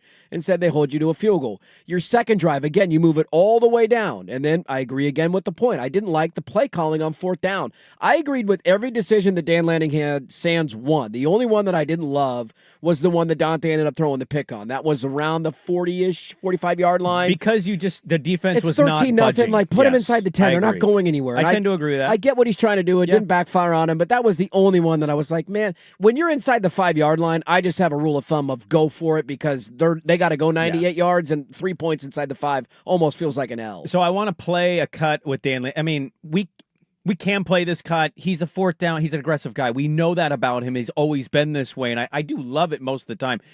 I can also flip our own feelings on it because you and I kind of feel the same way. I thought, you kick this, pin them. They're not doing it. Also, his thought process is probably, they're not going to do anything. Oh, might totally even valid. stop it. And he ended up kind of being right in all of that. His line on the answer was funny because we could play it, but I'll tell you what it was. It was basically, when it doesn't work, I'm an idiot. When it works, I'm smart, right? Yeah. And that's the way it works. And so if Dante Moore sees Kenyon Sadiq streaking wide open down the field on one of those 4th down calls, you look like a genius. I didn't like the end zone one. That was the one I hated the end most. zone one, and I hated the Wildcat one to the short side of the field. Yep. It was too predictable. Right into the teeth of the defense, and I didn't like on the end zone one where you roll out and there's only 2 guys in the route, and it's just 2 options, and you're going to the shorter side. I just didn't like that. Didn't like that at all. Not a fan of those calls. That's stuff that they got to clean up. I didn't mind them not going for it. In Dante's defense, not an easy defensive line to go against. They physically beat him up in that game. He's got blood all over his jersey. Like, he took some shots. Yeah, you're just happy he's still walking today, to be honest. One of the with biggest you. takeaways is that you came out of that game relatively healthy. I think everybody that went down, I believe to my knowledge, was just cramps. Like, Benson missed some time, but Harkey went down. But they were working on him with the massage guns on the sideline and all that. And the other thing that you say to defend Dante in this game, because he certainly wasn't perfect and he had his moments, but I thought he made some great throws in times and then missed some guys. Very kind of a perfect encapsulation of what his year has been. They couldn't run the football at all. And that was one of the biggest questions I had going in. Is Oregon going to be able to find a little bit of footing against this defensive line? And the answer to that question was no. Davidson averaged 2.8 yards per carry, Whittington 2.4, D'Air Hill 2.6. Jane Lamar had 3 carries for 3 yards. So they could not run the football to save their life. And so when you're a quarterback, you're a one-dimensional offense at that moment because you can't run the ball, and you got a couple of edge rushers who are just teeing off on you. That's not a fun world to live in. And so I thought, considering the circumstances, he played a decent game. They just got to clean up a lot of the nonsense because Indiana's offense is significantly better than Texas Tech's. Yeah. The defenses, we can debate and compare. Maybe they're better in the back end, but not quite as good up front. That's a debate that we can have. But you cannot do things in big moments to hurt yourself. One of my biggest gripes with Oregon all year has been they have an unbelievable ability to allow teams to hang around in games. Penn State, Oregon was the better team 90% of the time, and then it's 17-17. Very similar we're going feel overtime. in that first half, too. Iowa, you led by 8 points the entire second half, and all of a sudden you look up with 1:51 to go and you're down.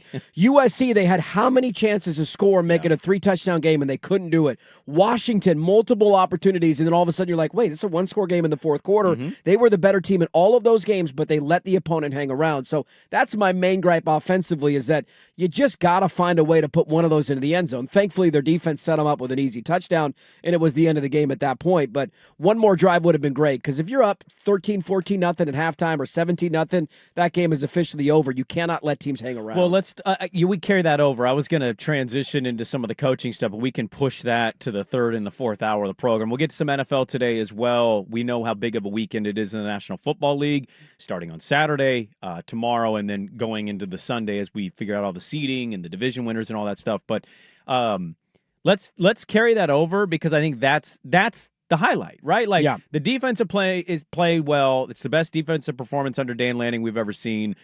They do advance. They win the first Orange Bowl. They're going to the semis. But we tend, I think, as either fan or media, you're going into the next matchup against clearly a better team. Without a doubt. You look at the weakness going in, and I think you just identified it there of the offense has been toying with its food all year long. The defense has given you these opportunities to end this game. Even the Indiana game first time around, I mean, you got the pick six, and you're like, hey, we got a tie ball game here. And the offense continues to kind of throw up on itself in certain moments. And is there a concerning takeaway from what we saw against Texas Tech yesterday going forward? So a little more on the Duck offense. How do you feel about it? 503-864-6326 going into the Indiana game. We'll get to that next on The Fan.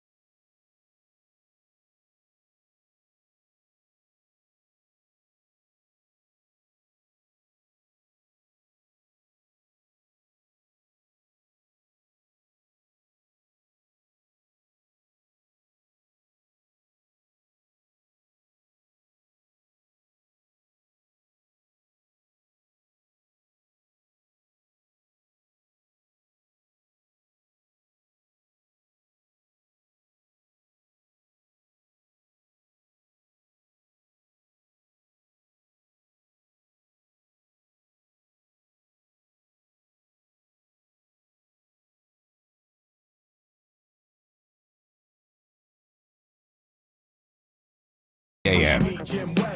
You know, if going into the Duck Texas Tech game, if I would have told you and Bring the Lube Anthony Newman, I shouldn't put that nickname on him. No, that's no. not fair. I didn't mean. I'm the one that's bringing the lube. I'm the one that has lube in my pants. Give me the lube. Squeeze them damn things. Make sure you got 2. I don't think we want to do that.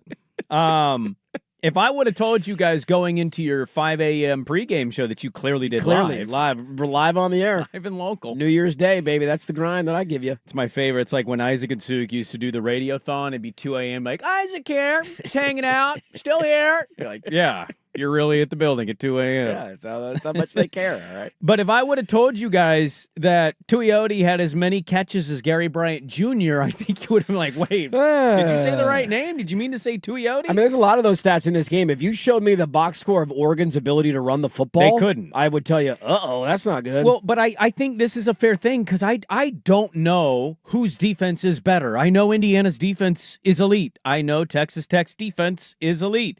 Could be a Styles makes fights thing, right? Defensive line may be the edge is Texas Tech, and so that's the difference here. But you know Indiana's MO is going to be don't let Oregon run the football and control the clock. Yeah. So let's go to the receiving category. Jamari Johnson and Kenyon Sadiq started out as monsters. Johnson's been really good for Oregon the last 4 or 5 weeks. They disappeared as the game went on. Well, but I also think that's part of the play calling. Yeah. I felt like they kind of went away from it. They opened the game and they're going clear tight end advantage. Here we go. And then it faded out. Benson's been awesome. He had himself a nice little game. DeCorian, you saw him, but you didn't. That's not DeCorian we saw early in the year. And No. Gary Bryant Jr. is nowhere to be found. And so here we are today. McClellan didn't really do much either. No. I just think going in, you talk about Oregon's offense's inability to close games out or take that final drive and end that madness. They've done it all season. And I think just going in as an early peekaboo to the Indiana game, dude, I don't think you can rely on Gary Bryant Jr. I don't feel great that even though he's back, DeCorian Moore is going to be a game breaker, and McClellan's kind of fallen by the wayside with the return of some of these guys with snap counts. It's going to be slow the run game down and have our eyes on the tight ends at all times. And you also saw that pass rush ability. If Indiana can confuse Dante similarly the way they did the first time, I kind of worry that has to be the area of concern of Indiana and not having your full weaponry available for Oregon going into that matchup. I mean, the interesting part about it is that DeCorian played a lot of snaps, but I'm with you. He hasn't had a big impact since coming back from injury. You get another week plus off now, so you would imagine didn't seem like there was any issues with him out on the field health-wise. So I'd imagine the longer you go, the healthier you get. But I totally get the concern. But it is football. It's hard to say that, too, without right? a doubt, man. And the Gary Bryant stuff, he just hasn't, I don't know how much of that is just we like our rotation right now. Like Malik Benson's playing really good football. He is. And McClellan has been playing really good football. And we don't want to rock the cart too much. And we're not, sorry, Gary. And Malik Benson, by the way, has been a great punt returner, too. That used to be one of Gary's main features on the team. But Malik Benson returned one against USC that, helped save your season in the back half of the year. So all of the concerns are incredibly valid. I think you can look at it two different ways. On the one hand, that's just kind of who Oregon's been all year, and that's who they're going to be all year. And on the other hand, you could say, I still feel like there's a level that this offense has not been able to get. And I'm not kidding, Oklahoma State and Rutgers don't count, right? But against good teams in big moments, where it's not like they've just been completely taken out of the game. They've moved it consistently. There's another level that I feel like is there that they're really close to getting. I'll go back to two different plays in that game again and say if you hit Malik Benson for that touchdown on the opening drive and Dante sees Kenyon Sadiq wide open on that fourth down and you win that game, what would that have made it? 37-0?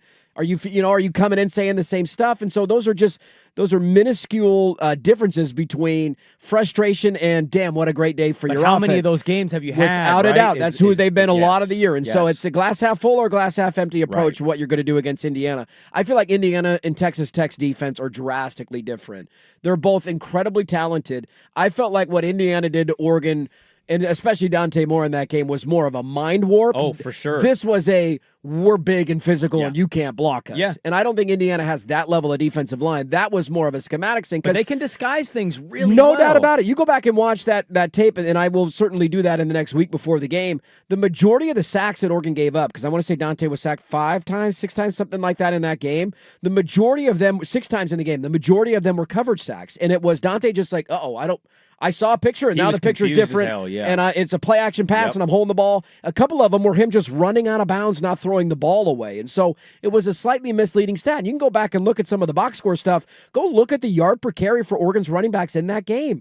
They had guys averaging 5-6 yards per carry against Indiana. They just kind of went away from it. And then you're down and you got to throw late in the game. Like, this to me was more about they just got physically dominated up front by Texas Tech's front. They could not run the football. There were no holes to run the outside, inside, duo, 2 backs, 3. It did not matter. They could not run the football. That's how good Texas Tech's front is. But I totally am with you on the concerns. I've been raising those concerns all season about Oregon's offense, and I think that there's a level they just haven't gotten to yet. And the question is, with 2 games to go, can you find a way to get to that level, or is this just who you're going to be? And I think that's the tough thing here as we go to the third hour, and we'll get into some of the other games. Ole Miss, what a performance by Trinidad Chambliss. God, and he was awesome. He was so damn good. Indiana just, I mean, my God. Talk about belt to ass right there. Did Dude. Kurt Signetti take his belt off at halftime? I think he wanted to, I think he Start snapping that thing in the locker room. We'll get into something. Mario is a game away from a national championship appearance. Yes, he is. Mario Cristobal. Good coach. Yeah. I had a take earlier like, hey, let's not hold his past against him. And then they lost. And I'm like, I'm an idiot. And now here he is, a game away from going to a national championship game. So we'll get into all of that. My only final thing to everything you're saying, it could show where they learn and they finally break through. My only thing is I tend to lean more of like, you kind of are who you are. No, there's a big sample size now, man. And it's I agree with your Will Stein. This is his best year in performance, given everything. With also having Mattingly frustrating play calls. And it's such an easy thing for me to sit here in this chair and say this out loud, but like there were just so many times where I'm like, you mentioned the Indiana game.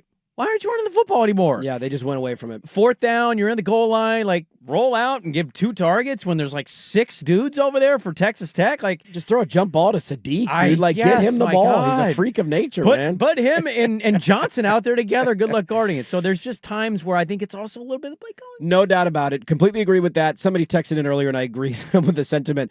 I love everything Will Stein has done. I just wish he would place a phone call to Andy Reid on how to get his tight ends favorable matchups. I agree. Because I think Oregon has 2 of the best tight ends in the country. Yeah. There's a chance they have the first tight end drafted this year and the first tight end drafted next year in the NFL draft. They were big impact guys early in the game, and then they disappeared. Get those guys involved in the passing game. We'll continue on with college football and the NFL. Big weekend ahead and a big week ahead in college football. Loaded third hour, Dirt and Sprague, 105.1 The Fan and the Fan Sports Network.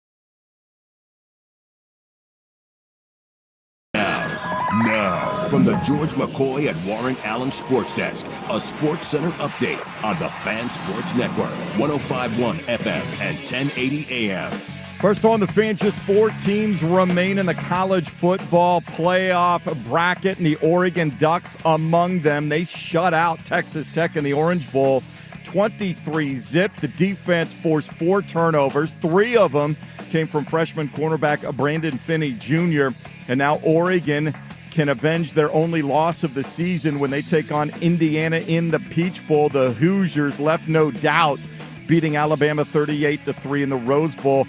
That game will be a week from today, and Indiana currently a 4-point favorite. The other semifinal will feature 10th-seeded Miami and 6th-seeded Ole Miss. The Rebels coming from 9 down at halftime to beat Georgia in the Sugar Bowl 39-34.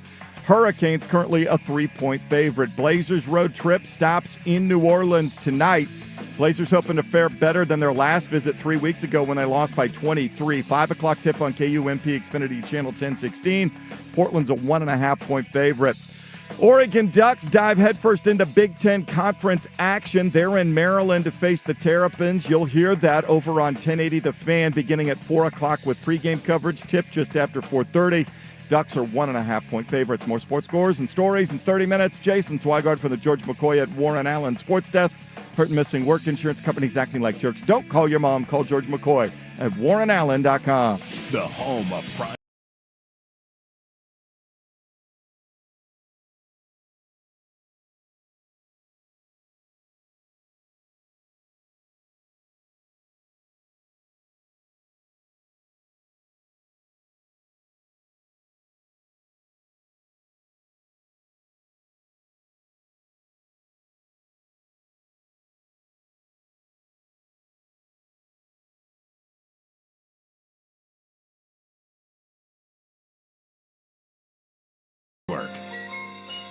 Hey, welcome back in. Hour number 3. Happy Football Friday, everybody. What's going on? We're back. We got him, boys. Oh. Hey, doing one show. Nothing beats a one-day work week, too. So you get a Friday, then you get a full weekend. What'd And you then do you're for back on 2 Monday. weeks? Take your hands and put it down your pants, son. Yeah, I got sick again. I've been sick for like a month straight. So, It's you know. underrated. Something I've enjoyed, and I feel bad for you, is like you. Yeah, the little kids tend to catch Yeah, everything. I don't even know if this is a kid learned. thing. Teddy hasn't even been sick. Like, he's been okay. I got healthy. Too many relatives? 2 days before Christmas, I found, because I remember I was sick right before Christmas. I missed that show, and then we ended, we were on vacation. Got healthy a day or two before Christmas, felt great on the holiday, and then Christmas was on Thursday, the Saturday afternoon after Christmas, so about a week ago tomorrow. I'm like, are you kidding me? And I woke up Sunday and felt like crap, and it's just, I can't kick it. It's just lingering. Yeah, I think you'd find it how underrated sneaky kids are. Like, he might not be showing that he's sick, but Yeah. they just carry it with them. Just and germs all sometimes the they time. just don't get impacted by it, and you do. And also, Sneezed in my face. It happens from time to time. been a little mucusy, and like I feel totally fine. I Yeah. don't feel anything, but like had to blow my nose a little bit more lately. Maybe that's just the colder weather, but Could be. I feel like I've been a little sick, but not like You're dodging the bullet of it. I've dodged it so far, but I still feel like ultimately I'm I had one of those this morning getting ready to happen. leave, and I blew my nose, and I'm like, what is that? I don't need any of that. We got a lot to get to in this hour of radio. By the way, we're starting potty training today, so, you know. I got that. Okay. Got that to look forward to this weekend. luck. Yeah. Those are fun. You get any tips on potty training? No. No. Nothing. You'll just learn. Just Everybody's. It is I don't totally even know trial what- and error. Yeah, it's- Completely he'll trial pick it up and when he error. picks it up. It's more about your consistency, and he'll figure it out when he figures it out. yeah. You know. Not leaving the house a lot. Gonna walk around naked. You got the potties all ready to go. Yeah, you know, just pee everywhere and. Pavlov's dog. As soon as he sits on that toilet, you give him a nice treat. Okay, you were a treat family? Is that what you did? I Because mean, we've not read really, some no. books on this that treats don't really help that much. Well, I'm going to say something that I don't actually know if is factual. I feel like I heard, and maybe somebody just said this to me to say it to me, girls pick it up quicker than boys. I would imagine that's probably fair. We didn't.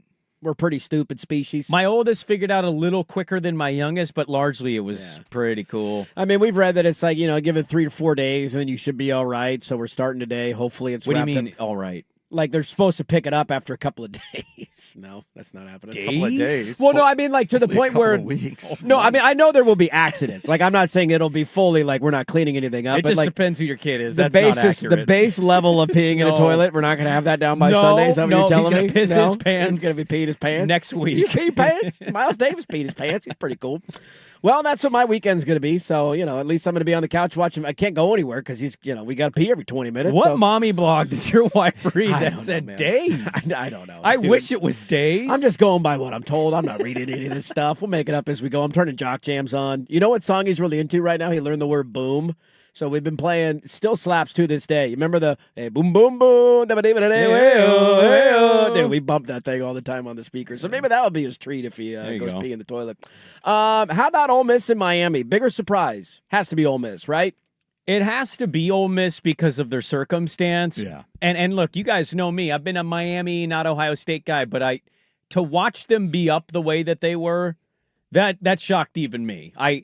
I did not expect Ohio State. I didn't think they had gotten tested that much this year. I thought it was odd how they barely fell after losing the Big Ten title game and not beating really anybody of note.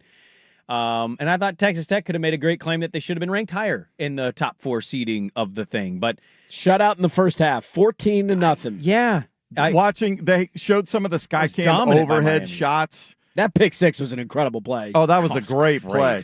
But they showed some of the sky cam overhead shots of the middle of the Ohio State line, so the center and the 2 guards, and all of the stunting and everything that the defensive line, and it was Keystone Cops. The middle of the Ohio State offensive line had no clue what was coming. They got wrecked in that first half. Yep. I mean, they shorted up a little bit in the second. They but outscored them in the second half.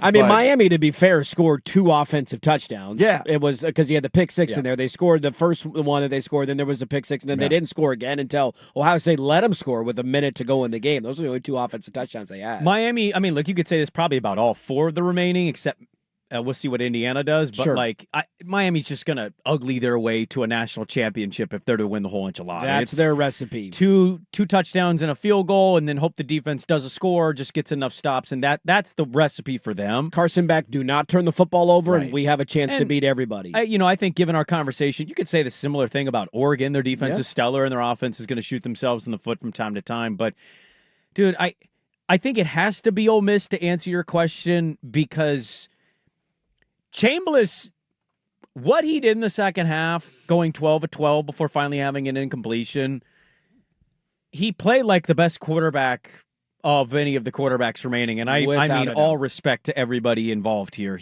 Without a doubt. He easily looks like the guy I would want to draft if you were to just say, hey, you get to watch each one of these guys in their playoff games. Which one do you want to draft? It's the guy that did multiple 360s and 180s away from defensive linemen and on the run through at 40 yards. It's funny because I don't know this off the top of my head, but I'm willing to guess that he's the lowest on every draft board. Probably, yeah. I don't know where Beck falls in. I don't imagine teams are falling over themselves, but I know Mendoza and more. He's third or fourth. Yes. Right on draft in the draft boards. And, when does Kuiper and all the guys do like their next round of mock drafts? Well, they do it every week. Every week. Every week. We get it now. Okay. Yeah. Every week now. I'll be curious to see what that performance and what he might do in the next round does, because the combine, I think, will be huge for him because he looks like he's at least decent sized. I'm looking it up right now. now. So his Kuiper's latest quarterback rankings. He's 6'6". Who, Chambliss? Well, that's what. Oh no, sorry. Yeah, I thought it was like 6'3". I think it's Google. Look at this. Google AI says 6 feet. Okay. So it says 6 to 6'1". Okay. Sorry, I read that incorrectly. Kuiper's latest QB rankings, he is 6th behind Dante Moore 1, Mendoza 2, Ty Simpson 3, John Mateer 4, Carson Beck 5. Well, we don't even know if Mateer's going out. Yeah, we don't know right? if Mateer's we don't going know out. if We don't know if Dante Ty Moore's Simpson's going going out. We don't know if come Dante back. Moore's coming out. So if you want to talk about somebody that's going to fall, Ty Simpson, watch out for that. He was not good. Yeah, I think similar to the other stuff that I would say about the other court, like they can't run the football. Yeah, like they just can't. They're too one-dimensional. It's who they've been. It's a high wire, tight wire rope walk every time they play. Yeah, I just his arm strength, no problem there. His ability to read. I mean, I think I saw the stat. Georgia had not lost a game when leading going into the fourth quarter since 2018. And this Kirby does not do that. He does not lose those games. Hey, by the way, Kirby, I think he's 1-3 now in the Sugar Bowl. Stay away from the Sugar Bowl. Just keep him out of New Orleans. He's got a New Orleans problem on his hands. But yeah, I mean, I think it has to be Ole Miss. The whole situation's disgusting. I think it's gross for the sport. Yeah. I think the lack of conversation by the tastemakers kind of tells you all you need to know, that Lane's there and he's trying to advocate to be on a broadcast, and the OC is now in the LSU football building today, but he's going to go back and coach Ole Miss, and I just think the whole thing is disgusting. So for Ole Miss to go out and play that way, one thing to beat Tulane at home, it's another to beat Georgia and come back in the fourth quarter and win in that fashion. That was easily the most impressive thing. Yeah, I mean, I know you've been harping on Ohio State for a lot of the year, and I think for the majority of the time I've agreed with you. And there's been moments when you look at them this year and think to yourself, they haven't really been tested by anybody. No, their schedule was cake. You played Texas in the opening game of the season, and Texas is fine, but they didn't end up being the Texas we thought they were going to be as the year went on. And then, like, if I were to power rank the top 5 teams in the Big Ten for you, I'd imagine, well, obviously, Indiana's on that list, Oregon's on that list, Iowa's on that list, USC probably on that list.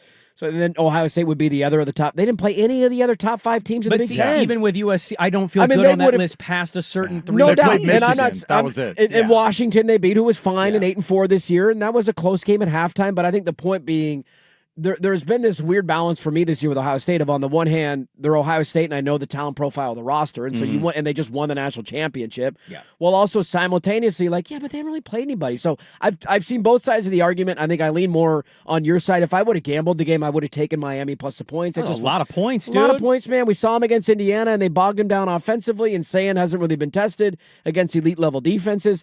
I think the layoff certainly impacted them, which, hey, funny when the shoe's on the other foot, because they said it wasn't a big deal last year as a Ryan fan Day base. didn't use that as a crutch, though. I don't think any coaches, which they shouldn't, but it's okay to acknowledge that sitting around for a month and not playing football and then getting asked to go play high-level football against a team who got a tune-up game, that's not an easy thing to do. And so they just were a step slow. They outplayed them, I thought, in the second half. They outscored them, at least in the second half. The pick six ended up being the difference in the ball game. But I wasn't shocked that Miami won the game.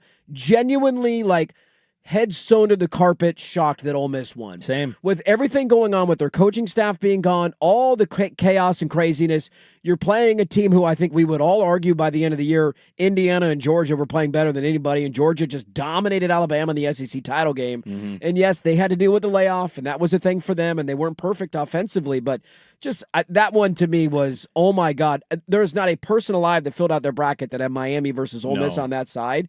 And now the reality that we are facing, no matter which way you slice it, Ole Miss or Miami being in the national championship game. And Pete we will Golding, find out next Thursday. Which, by the way, I asked Swag this during the break, where do you stand on this? Do we technically, starting next year when college football comes back into our lives and kicks off, and LSU's on the TV, does it say national championship winning coach Lane Kiffin? No, he can't claim that. He doesn't get it. No, if you don't coach the games, you cannot do that. He did not win a national championship. A team that he coached won a national championship. But is it not odd to be asking that question and be this is so weird? When Mike Johnston got fired in Pittsburgh, who was the guy? Was it Bilesma? Who did they hire? They ended up winning it? Disco Dan. Disco Dan. Does Mike Johnston count as a... I mean, I think he technically got a ring, but he doesn't claim that he won. That's a little different, Well, it's a little bit different, but he coached the team and then they won. But for the whole year? Yeah, not the whole year. He's not doing the whole year? Well, I know. I don't think he should, but It's like Steve Fisher at Michigan with the Fab Five. Oh, that's a good one. Yeah, okay. That's a good poll. That's a good poll. Just all of it is so stupid, man. And I'm rooting like hell for Ole Miss. I found myself as that game went on last night, especially when they missed that face mask call.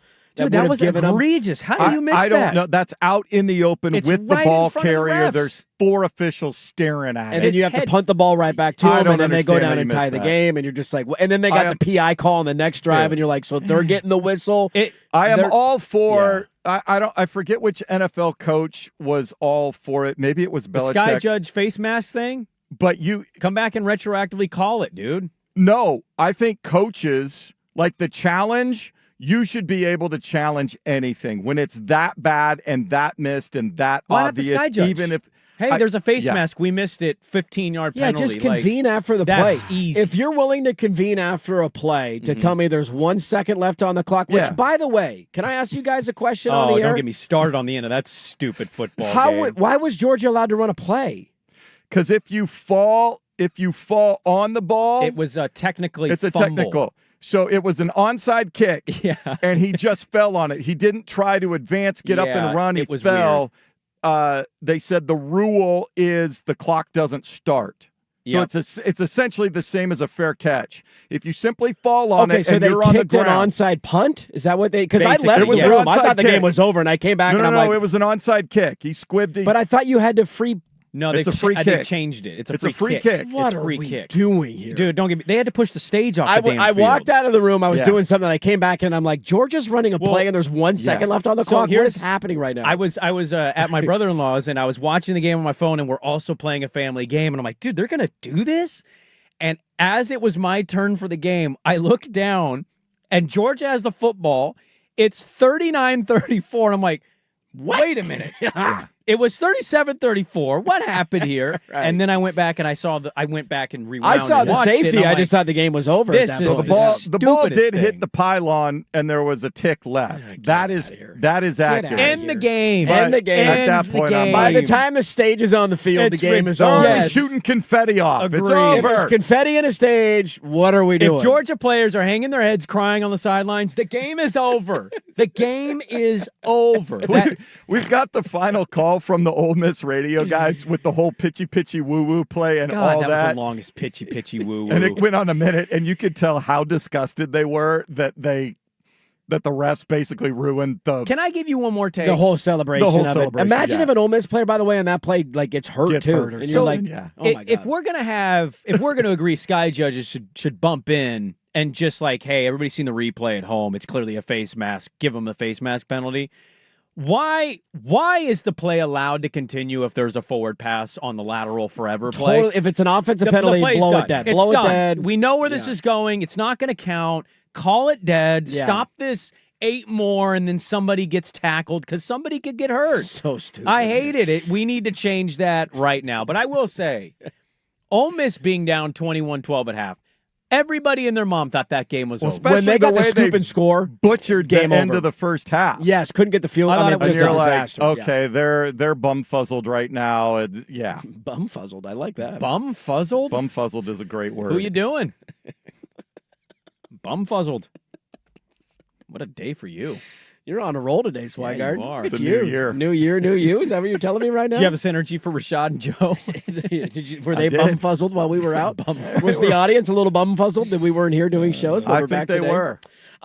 Speaking of being bumfuzzled, let's play some audio in the next segment. Is that a real word? That's Bumfuzzled? I think it's a real word. I'll give him credit. I don't think he knows. I Do think it. he's wondering himself. I've heard it many places, many times. Is he? He got it. Name a place you've heard bumfuzzled. Whoa. A lot of play-by-play broadcasts. Bumfuzzled? You Is dropped that- that one on a Pilots game? Yeah. Yeah, I think I have. Have you really? Yeah. Look at that. Shout out you, dude. Let's get to some fun with audio as we kind of put a bow on the weekend that was, and then we got to start diving into the NFL, man. We got the last week of the NFL season coming up. It is a word. It is a word. Thumbs To be up. confused, perplexed, or flustered. BUMFUZZLED. Bumfuzzled. Yeah, that's a fun way to say a word. It's a fun way to spell a word. It's great. I Next like time it. I'm confused. I'm so bumfuzzled. I'm a little bumfuzzled right now. Yeah. I'm not bumfuzzled by the lack of breaks that we have, so it's going to be a quick one. We'll be back in like 15 seconds talking some more college football next on The Fam.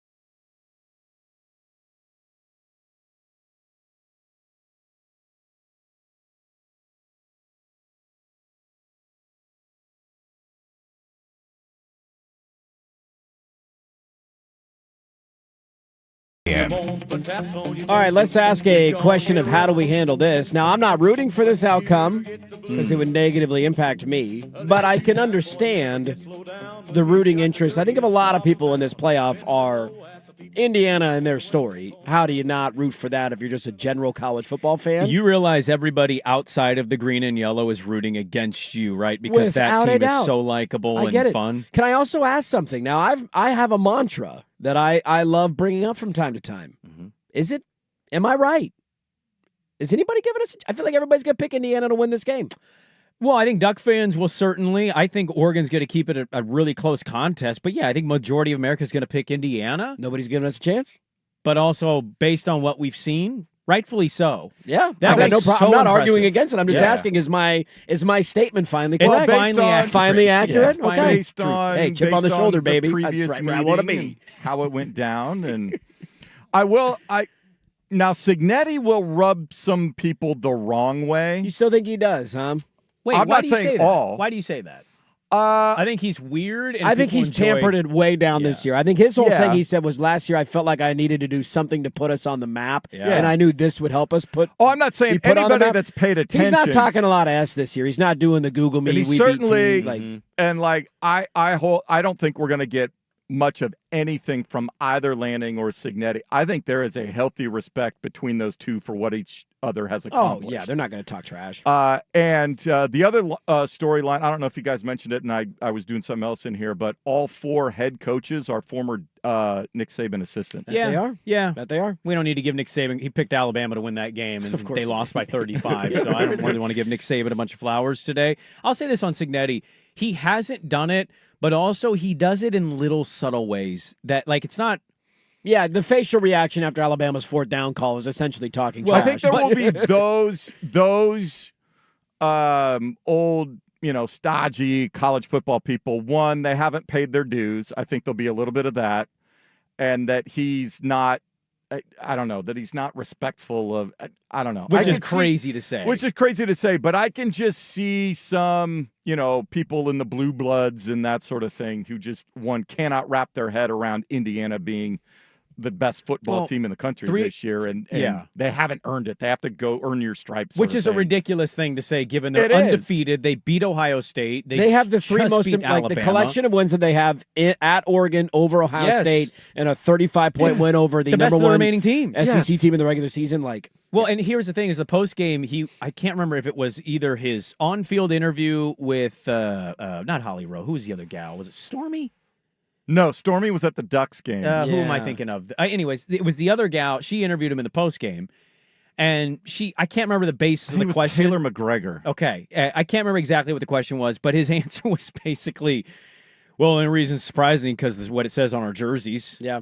Because Yeah. that was 100% his spot on. like, this isn't a shock to us. We expected to win this game. Well, Like, this is a sport that continues to, maybe even more than baseball now, they have to fight their past. They have to fight their history and tradition, which is why we have this stupid bowl game.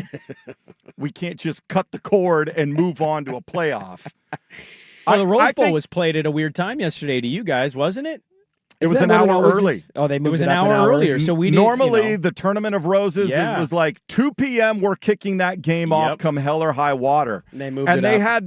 had to go. I don't know how many meetings they had to have just to get them to move the damn Right. kick up an hour because it affected the Tournament of Roses parade and all the other stuff Oh, that goes God. on. Well, and Oh, we're used God. to good weather, right? Who We cares got about parades? we got all that rain that was going on, but They very much care about it down there. Get outta but here. also like very weird to not watch a Rose Bowl and see the sunset reference. Yeah, yeah. And the lights turn on. We didn't get that with that game. No, we did not. Are Are you okay? Did you survive? I can't believe I'm telling you this. Are you I all right? am okay. You're okay? We're We all affirming I'm survived? I think okay. college football is now worse than baseball. I'm with you on Baseball in the last 5 years has started to recognize that it is the 21st that. It's okay to evolve century. as a sport. And we can adapt. College football is still stuck. They're fighting themselves to get there. I saw a clip this morning. I was perusing social media this morning, and I saw a clip come out. Peter Schrager, I guess, on the Simmons pod, basically threw out like Signetti should be the number one candidate for NFL teams. I don't blame anybody for wanting to hire And that you know guy. who is number two? Who? My guy again? Your guy. Oh, yeah. I mean, he'll He's like, always if be. NFL teams are looking for candidates, those are the two best culture program builders. Yeah, Marcus Freeman in turned down the sport. Giants. Yeah, He was Marcus Freeman over the break They said no. sniffed around on him, and he said no to that one. I don't know if he was offered the Signetti job. with But the Giants would be amazing. Well, people have also pointed out that he might have said no to the Giants, and yeah, he got his extension. Might be a perfect fit for Pittsburgh if Tomlin doesn't beat Baltimore. Oh. Which I heard that, and I'm like, that is a good point. He would be great at Pittsburgh. Yeah, I feel like with a lot of these guys, though, like the lesson that they should learn is you could go to the NFL at any time. Like NFL offers will never stop as a college coach. So do you want to? But it's the NFL, man. I know. It's the highest of the high. Well, for Signetti, Signetti, how old is Signetti? 63 or 4, right? He's up there. I know think he's that. 62. That's a little different than Lanning and Freeman, who are both under 40. Well, That's I don't- totally fair. I don't think any of them are going. It just was 64. interesting that he was like, the number one is Signetti. How impressive a job. And you said it earlier. You think it's the best job ever coaching in any sport ever. Yeah, Herb Brooks was a good one to throw at me because, that was a pretty big deal, winning a gold medal and beating Russia. But they a couldn't do that. one-off, and look, They're a little bit different because it's not it's a one-off. It's a one one-off, Olympics. It's versus different. Apples and oranges. transforming and being multi-yeared now. From hiring a guy to run a program or a franchise, is there anything that comes close to it? Rebuilding an entire team, especially a team with that kind of. It's not just getting them over the hump. They were one of the reputation. worst in the history of the sport. Yes. The only other recent thing that comes to mind is the Vegas Golden Knights getting to the Stanley Cup final in their first year of existence. Yeah, but how was that built? But I don't versus know how this was built. Yeah, no, I understand right? that. Yeah. Yeah, that's a good one. I mean, I think some people would probably throw Coach K in there, right? Wasn't Duke kind of a laughing stock until he got there? Yeah, but he did it over the course of It took him time. a long time to get there, and that's no shame in that. He's one of the greatest of all time. He didn't turn around He in also 2 seasons. They cheated weren't his ass off. Yeah, I mean, also probably. So I'll save my fun with audio segment coming up because we just ate up a lot of that segment. So we will get to some fun with audio. Let me ask you this though. So I asked Sprague this earlier. If Ole Miss happens to beat Miami, which could very well happen, they just beat Georgia, and if Indiana beats Oregon again, who do we root for to win a national championship? I think I root for Ole Miss at that point because I would love all of the rhetoric around Lane Kiffin. It would be and for those the players, idea of them winning a title without him and him never winning a title as a head coach would be the funniest thing that has ever happened in sports. Like he left, and we said this when he did it. Yes. He left a team before the playoffs started to go to an institution that he in his mind says, I have my only best chance to win the whole thing There's at a this place. ceiling at Ole Miss that we can do great things and have great seasons, but never for them win to do that would just be all time. What did you do? I could not be rooting harder against a coach in all of the sport of any coaches that exist than him. And especially the way he's handled it, too. And dude, he's somebody. He got me. He turned his reputation around in my mind and how I viewed him, and I rooted for him. I thought it was fun. I couldn't believe he was going to leave, and then he left. And good for all of those guys, man. Except some of the assistants dabbling in both waters. That's odd, but good for those players. Good for Pete Golding. That was tremendous. To watch them win the whole thing and to see him never win at LSU would be it's not even an opinion. It's just by definition hilarious. And I hope that that's what happens. But in that instance, I root for Indiana. Imagine saying in August that the national championship game could be Indiana versus Ole Miss. And Ole Miss's head coach is going to leave right before the And Lane playoff. Kiffin's not going to be coaching Ole Miss. Ole Miss last year was their year. They send all those guys into the NFL. It's supposed to be a restarting year for them. Here they are. In Indiana, I mean, we all incredible story, but you can't do it. Was it a again. 1-year wonder? Was One it off. fluky? You're Was not it doing it. Nobody gave him the chance to Nobody win Oregon. picked We him to win the barely Big talked Ten. about that game on I this know. show. No we were juice. like, 7.5. They're not going to cover. Guess what you got next week? A little bit of juice. Well, and then also, by the way, the wrinkle in Ole Miss is that they're going to lose their coach. And then the guy that's going to take them to the national championship is the backup quarterback. Yes, not even the guy who was going to start. D2 champion. A He was D2 at champion. Ferris State last year. That's right. Dude, this is all of this is great. This is such a fun time for the sport. There's a million problems with it, and we talk about those ad nauseum, and they will be on display again today because the portal is open and just chaos, chaos, chaos, chaos, chaos. And that will be the storyline. Flip it the other way, though. Mario against the Ducks. Dude, this is it. This is it. Like if you would have told me when the bracket came out that my team, if they are able to, and it's a big if because they are a great team, beat Indiana in the semifinal game, it's either going to be Miami or Ole Miss waiting for them in the national championship game. Like, that's now on the horizon for me. Also, do you realize what's at stake in the next week? Can we I'm agree? not going to be. This is going to be unhealthy. Can we agree that Ole Miss, Indiana, more from a non-local angle? Let's take ourselves out of this, right? Out of the bubble.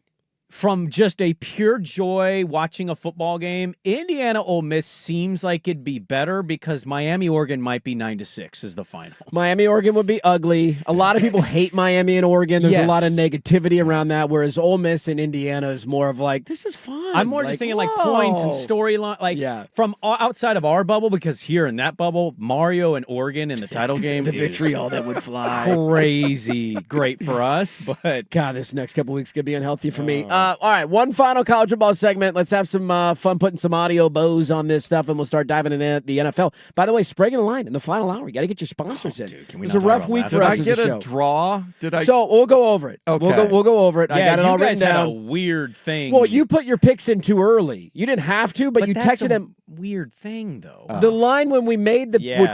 technically make the picks was not 6.5. It was 6. So I gave you a draw. Okay. Why didn't you guys stop me? I just got lazy and I just picked Christmas Day. You guys picked on Wednesday, and I was like, why are you both I texting your don't- picks on I Wednesday? didn't even know what damn day it was. I saw him put it out. I was like, oh, crap, I better get something in. Well, I already I took an panicked, and I'm over like, wait. already once this season. I crap. forgot what days all the games were happening. I was off work. I told him this morning, I'm I like, know. today's Friday. It doesn't feel like Friday. No, I actually came in. I did the New Year's Eve show with Suk and Anthony, and I was like, I genuinely don't know what day it is. These last 2 weeks, I have we no need to do idea something right as now. a country because Europe doesn't work. And we just are stuck. Like, people had to work the day after Christmas. They did, yeah. And they went into work doing nothing because nobody does anything the day after Christmas. No, they don't. One last college football segment, and then we'll dive into the NFL after this on The Fan. Now, from the George McCoy and Warren Allen Sports Desk, a Sports Center update on the Fan Sports Network, 105.1 FM and 1080 AM. First on the Fan, the Ducks are still rolling in the college football playoff. They shut out Texas Tech 23-0 in the Orange Bowl and now have the opportunity to avenge their only loss of the season. They will meet the Indiana Hoosiers in the Peach Bowl a week from today. The Hoosiers hammered Alabama 38-3 in the Rose Bowl. Line right now, Indiana -4. Sugar Bowl offered the best drama of the night. Ole Miss rallying from a 9-point halftime deficit to beat Georgia 39-34. They will move on to the Fiesta Bowl and face 10th-seeded Miami. Hurricanes a 3-point favorite. Blazers in New Orleans. The road trip continues against the Pelicans. Portland hoping for a better effort than 3 weeks ago when they lost by 23 in the Big Easy. 5 o'clock tip on KUNP Xfinity Channel 1016. Portland 1.5-point favorites. College hoops today over on 1080 The Fan. The Ducks will go headfirst into Big Ten Conference action on the road in College Park against the Maryland Terrapins. 4:30 tip. Pregame coverage begins at 4. Ducks 1.5-point favorites. More sports scores and stories in 30 minutes. Jason Swigard from the George McCoy at Warren Allen Sports Desk. Hurt and missing work. Insurance companies acting like jerks. Don't call your mom. Call George McCoy at warrenallen.com. Sports Saturday.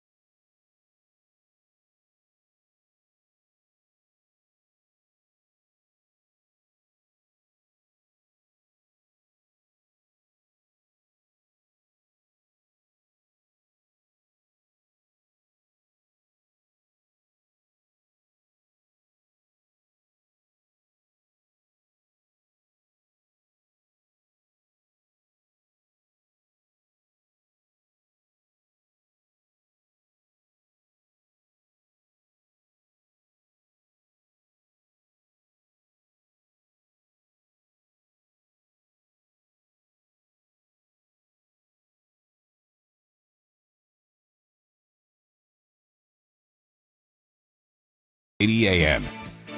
All right, let's take a audio smorgasbord route around what happened over the weekend. You guys ready for that?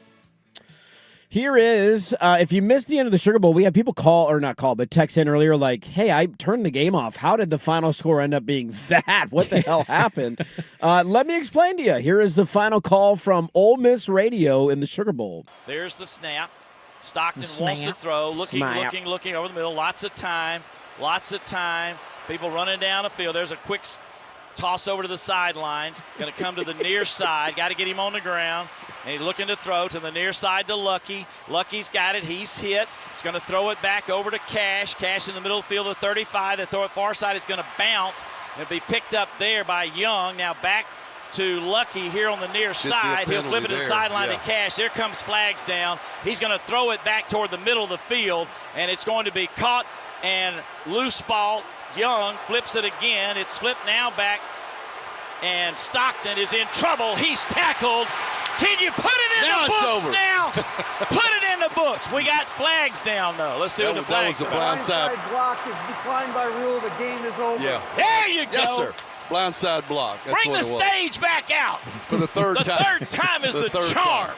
The Ole Miss Rebels will advance. Can we? I think next week we'll obviously have a lot of Oregon, Indiana stuff, but and we hope to speak with Mr. Fisher again. Yes, our good friend. He got some nice run on ABC yesterday. We should try to get Rebel guy on. Let's we should try do to it. get Miami's guy on. Well, Miami's guy might be difficult. He's kind of an older, more cranky guy, but Miami's guy, have we ever had their play-by-play guy on before? No, but I Okay. know him through the Levitard show, and they constantly tease how much of an a-hole he is. Bit of a, But we should hit every spot going into those games. We absolutely should. Our guy Don Fisher got some great run on ABC yesterday. He's been calling Indiana games forever. We had him on for the Indiana-Ohio State game, I think, last year, and then the Oregon-Indiana game this year. And so chatted with him multiple times. Here he is calling essentially the game is over at this point, the touchdown to Surratt in the third quarter. Hemby in the backfield now with Fernando Mendoza.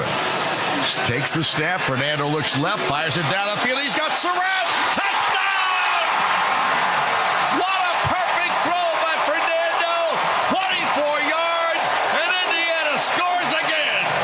Now, the follow-up question to this in the aftermath of this game is, I think the post-game interview caught a lot of people off guard after the Big Ten title game of, oh my God, what did I just watch? Mendoza. Has the goober warmed up on you? That's the first time I actually heard that Oregon won. It just got locked into the game. However, Oregon, fantastic Big Ten opponent. We went over there, and it's really hard to beat a team twice. Oregon, Dante Moore, Dan Lanning, their defense coordinator, Lou Poi, new head coach Akami. Those guys are legit, and so I think it's going to be a great matchup. Can't wait to play some good football against that. I think it's going to be a great matchup. All respect to them. I got to get the game plan. You got to get to watching film now. They're a tough opponent. That post game, he look. That was the longest on-field post-game interview. It went on forever. Forever. He's clearly becoming he's a big face in that sport. He's going to be potentially a number one pick. He's clearly going through his media training and learning how to be presentable and nice. He's got a Kirk Cousins, aw shucks, I'm a positive guy, happy-go-lucky dude. I have no problems with Mendoza. I like making fun that he's kind of goober. He's a very goobery but guy. He also seems like a hell of a teammate. He called his offensive line the Hoggies. The Hoggies. Can we get him? We need to find that interview of him saying Hoggies and have Hoggies. It was that being interview. dropped. Yeah, I know. It was just pull Hoggies as a drop because he said Hoggies like 15 times in 30 seconds. Let me see if They named the offensive lineman the MVP of the game. He and everybody else went crazy and celebrating. Yeah, that was the transfer from Notre Dame. Yeah. And that was great. He's just he's a different cat. He's man. a very different cat. He's very unique in his approach. He tries to. You can tell he gets ahead of his words sometimes when he's talking. His excitement. He was using the word conglomerate, but he couldn't say it clearly the first time, and so we came together a conglomerate. And he's working on it, but he's figuring it out. He makes me smile. Our guy Fernando, unless he beats me again, then I hate you forever, Fernando. Yeah. Here is how it sounded in the play that ended up being the difference on Friday night. What a great way to start the New Year's Eve celebration. Miami, Ohio State was a phenomenal game, and this ended up being probably the difference in the game. Second down and 16 after the 6-yard loss. Ohio State with the ball at the Miami 22. Low snap. Sand throws left, intercepted. Jacoby Thomas. It might go all the way. It's a drag race to the end zone. He's at the 30, 20, 15, 10, 5. Touchdown! Touchdown! Jacoby Thomas. Making Keontae Scott. It's Keontae Scott. He jumped the route. 78 yards for a Miami touchdown. I feel like we almost saw a handful of those this weekend where guys are jumping the screens. Defensive linemen are doing that a lot more now where you kind of get that wide rush. The tell is out there. The defenses can see the formations and say, this is a screen. Yeah, and then you're opening yourself up to them doing the pump, and then somebody's going downfield, and all of a sudden you give up an explosive play. I was wondering when Oregon was going to do that because it felt like Texas Tech was jumping a lot of their screens that they were calling. Swag wanted more screens, and I was like, I think they're reading the screen. Well, I just want, at one point, can we give a pump and then send somebody down block? Nope, I'm going down the sideline. They did it later. They had one eventually later on in the game. I think they missed it to Sadiq. Wasn't it almost wrong? Picked? I think that was the one where they missed the connection with Sadiq. Yeah, Sadiq didn't turn around. Yeah. He was trying to find him in a hole. I thought that one was to DeCorian Moore. Okay, maybe it was, yeah. They had a couple others. They were trying to hit Sadiq on a wheel route, and they missed it. Well, Scott is highly regarded in a lot of the mocks that I've read about what his coverage is like. He's got a really high football IQ. It's a hell of a play to get on a saying. But, I was thinking about with these four teams, where we're at of do we feel like this is representative of the best four teams? I love that question because I'm simultaneously going to throw back at you. I don't care. No. I don't say I care. I'm excited about all these games. Because I feel like we do this in college football. Maybe this exists in other sports where the second a team loses, immediately they're fraudulent and their conference is fraudulent. Sure. And it's like, well, haven't we all agreed for the majority of the year everybody is a little fraudulent? Now, maybe Indiana ends up proving the team that's now fraudulent. They have a chance to be the first ever, what would it be, 17-0? Undefeated, 16-0. 16-0. Yeah. Because I think with Clemson, I think went 15-0, and they were the only team. Maybe LSU did it that year as well.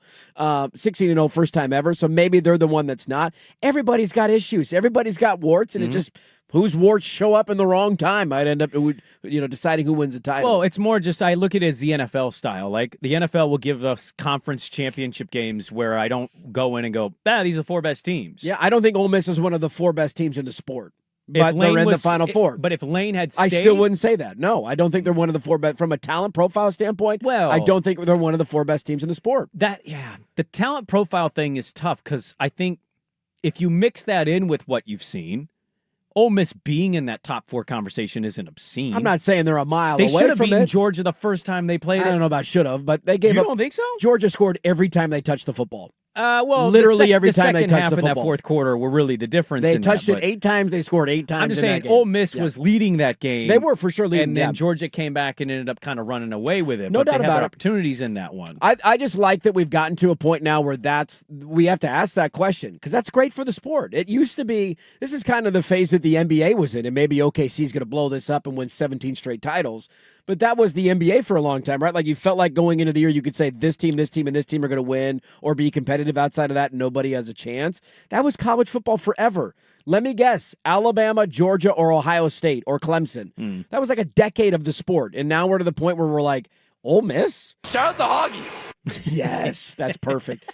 Dude, Miami lost to Louisville and SMU. Yeah. Like, what? And they're they're 2 wins away from winning a national championship. I love that for college football. No, I do too. I think this is fantastic. It's just, and at different points, I think you can make an argument.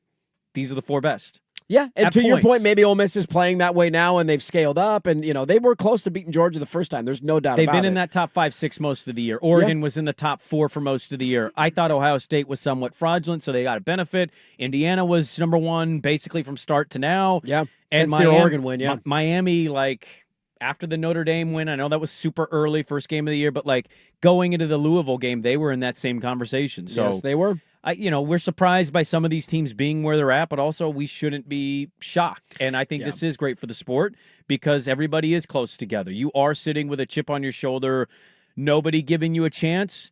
But I think that's what's funny about Oregon this year is the one year you the one year you didn't think national championship. No. Oregon winning it that season. They're 2 wins away. Like all those other years, the Mariota final year, right? Even going into that playoff. The Bo Nix return year. The Bo Even Nix last year. return Last year. year was supposed to be the most talented Oregon roster we've ever And seen. you went undefeated They and were won the Big 13-0. Ten. I know. You know, like it would be really funny if this was the year. This was the year it happened, and none of you guys were really ready for it. Absolutely wild. One more here we'll throw in. How about our guys, Jerry and Jorgie, with a call that I'm sure will live on Oregon highlight tapes for a long time to come. Here's Morton, empty backfield. 5 receivers, 3 left, 2 right, back to throw. Has time. Step throws. His arm was hit. Ball came down. Mateo with the steal. Mateo at the 5. Ball comes out. He gets it back. It's Oregon's ball. He stole it from him. I was going to say it was an interception, but he picked that ball away from him. Yeah, did that go down as a fumble?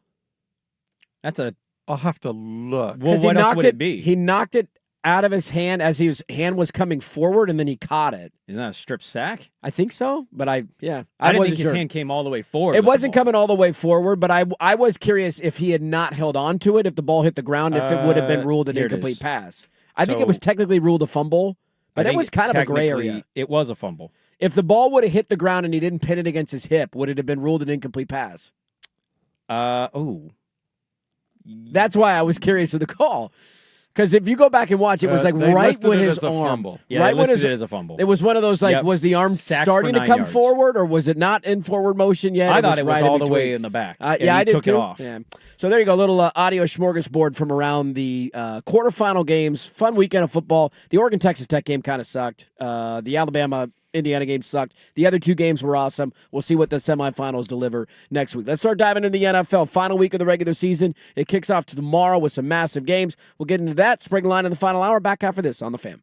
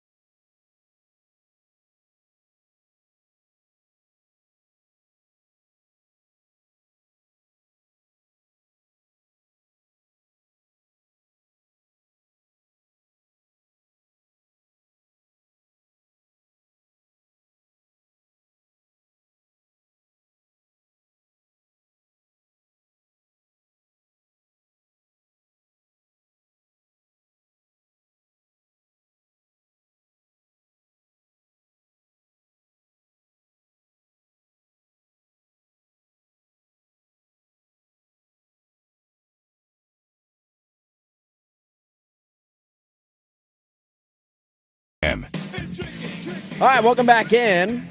Lots of NFL to get to. We'll spring the line coming up at 9:30. Go over who we picked. For those, we sent out the tweet, but we weren't on the air last week. Nobody had a winning weekend, if you're wondering how it went. It wasn't pretty, but we'll give you the season standings and where we're at.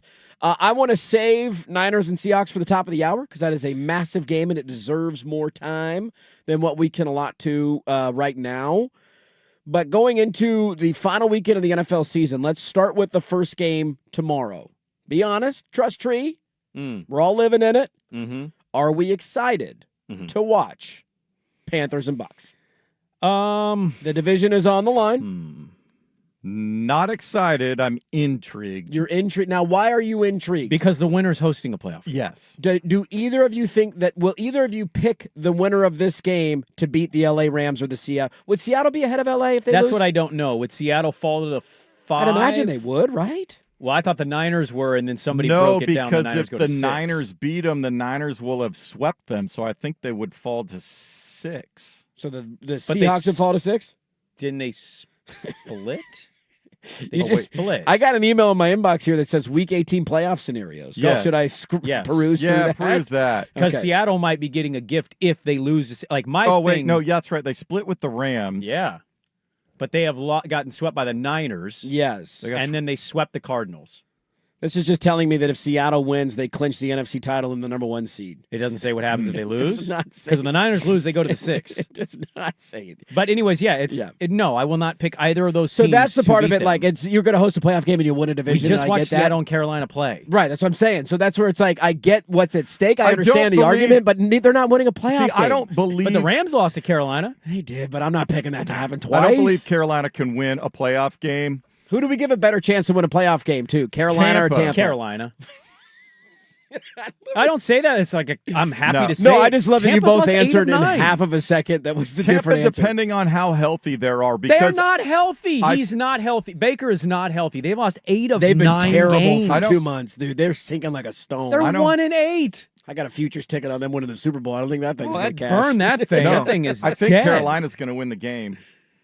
Carolina on the road is not very Carolina on the road is not very good. What's the It weather is. like in Wirfs might be Tampa? back too for Tampa. Let me see what my Tampa weather We'll is see tomorrow. if they get Wirfs back and if the receivers look healthier. But I think I think he's hurt, man. Yeah, there's got to be something up. It just hasn't been pretty. We got a chance at rain at night, small chance of showers during the day, light rain. Though. It's crazy. Okay. He's It won't 74 be the degrees. mud bog. No mud that other bog, no game. monsoon, 74 and a chance of a shower. He's not having a great season, and his numbers are still going to be over 3,500 yards, 25 touchdowns, and 10 picks. Like, Who's that, Baker's? That's Baker's down year. Like, that's a pretty good spot to be in, and I think if they lose, Todd Bowles is going to get fired. What if Bryce Young wins a division title? Give that guy a $200 million extension. I hope they do. Like I said, NFC would fan, laugh. I hope that they give him the $200 million deal, and then they live with all of that decision. Oopsies. I mean, I'm not going to be able to see these live, which is devastating because I'll be busy getting my ass whooped in a basketball tournament. We this got tournament. We got tournament weekend. Oh, dude. Come we got on, tournament man. weekend. I haven't seen my team in 2 weeks. I'm sure we're going to be in Spatico. Yeah, I'm I'm sure glad- over I'm glad Christmas to they get were all these- dialed into their Oh, fundamentals. Locked in, ready to go. Glad we get these 2 games on Saturday. Did we like the way the schedule broke through? No. Yes. Oh. No. We're on a great trend right now if you guys answer an opposite with the immediate. So we got You like having these games at the same time? They're different times. They're different times. Oh, yeah. Okay. I'm sorry. I'm looking at my computer. One at a time. That wrong. My bad. And then the Ravens Steelers to close out Well, I have a Sunday night. 3-hour problem So with I- my computer. So the 1:30 question and was, 5. and Swag pointed this out accurately like 2 weeks ago. Niners and Seahawks was never going to be the Sunday night game, although it No. should be the Sunday night game because there's other things No, had at the play. Steelers clinched, Yes. then I think it would have been. You think it would have been that over Carolina, Tampa? Because your theory of division or no Because playoffs. Atlanta won, and that game wasn't. Well, I guess it would have been. No, I think Seahawks You think 49ers that it would would have been Sunday night? better. It's truly disgusting that an 8-9 team is going to win that division. It sucks, dude. That should change that rule. You shouldn't be below 500 in the playoffs. I will die on that hill every year in the NFL. Doesn't happen often. I don't want to watch either of them in the playoffs. Look, who am I fooling? I'm going to be watching the entire I'm game. not excited about But it. I but just except for a division that sucks. It's like They're gonna all right, host. They're going to host a playoff game. Hey, is there not something to, I know What are we're we going to get to the doing? Seahawks Niners. Is there not something to the idea that the Rams, in a handful of games, like I know the Rams are probably looked at for people as the favorite, and I kind of understand why. I'm terrified for my team to play the Rams in the playoffs. Yes. But I think what we're doing there is we're doing Stafford might win the MVP. Yeah. We're also doing the McVay has won a Super Bowl thing. They just lost to Atlanta. What happened there? Well, instead of just saying simply, you lost to Atlanta, you choked away the Panther game, you choked away the Seattle game Seahawks and the Philly game. You choked away Yes, and the Niner game. When they had Mac freaking Jones playing. They fumbled inside the 5-yard line and lost that game. That's 5 losses right there, and we just don't do that to the Rams. But if the Seahawks do that, if the Niners do that, if the Panthers do that, if the Eagles do that. That's because they've won a Super Bowl. That's the only reason we're doing that, instead of saying maybe the Rams are a little fraudulent. We do have Sunday Night Football. We'll get into that, although that's very similar to me of the Buccaneers and Panthers game of like, I'm going to watch, but I'm not that excited about it. Oh, dude, that could be the end of Tomlin or Lamar. It very well could be. I know. Did you see the buzz out of Baltimore? It's not been good, but I also read a lot of that stuff is not. I don't know. It's just very weird reporting. And Harbaugh then maybe. That I agree with. Do we like the Chargers? The Chargers, I believe, are the only team who aren't playing anybody this week, if I'm not wrong. Like in terms of a playoff contender, like they're sitting everybody. Yeah. Well, they don't. Josh Allen isn't playing for the Bills. Okay, so quarterback there, but I feel like they're locked into a wild card spot. They can't move. They can move down. They can flip flop 5 I think and 6. they'd rather play the Pats than anybody else, to be honest with you. But who, the Chargers? Yeah. Nah, that you can't. Why would you rather play the can't Pats? protect. Because I think there's one kryptonite for the Chargers, and that is if you have a good pass rush, they can't block anybody. They can't that block, offensive so line against Houston was embarrassing. They got wrecked by Houston. The first drive of the game, and you're playing the Broncos in the final week, and they're actually trying to clinch the New number England 1 seed. has been very good this year, but they don't have the pass rush that Denver does or some of these other teams do. So I think they almost, but they have probably the best quarterback. No doubt about it. Right I'm just now. saying, if there's a kryptonite to officially end the Chargers, it's a dominant. I don't think they're going to win a playoff game because how banged up they are. I was going to say I wouldn't pick them to win any of those playoff games. Let's also not act like new teams who get there for the first time just go in and steamroll. A lot of times, remember when Lamar went 15-1? What happened to the first time they played a playoff game? So you're more terrified of Jacksonville than the Patriots. I am. Is Diggs going to be able to play? He shouldn't. Choked a woman? I digress. Allegedly. All right, let's get into the 49ers and Seahawks. NFC West, the number 1 seed on the line. And that one is tomorrow night. We'll dive into that. Spring and line in the final hour. More NFL thoughts. Back after this on 105.1 FM The Fan.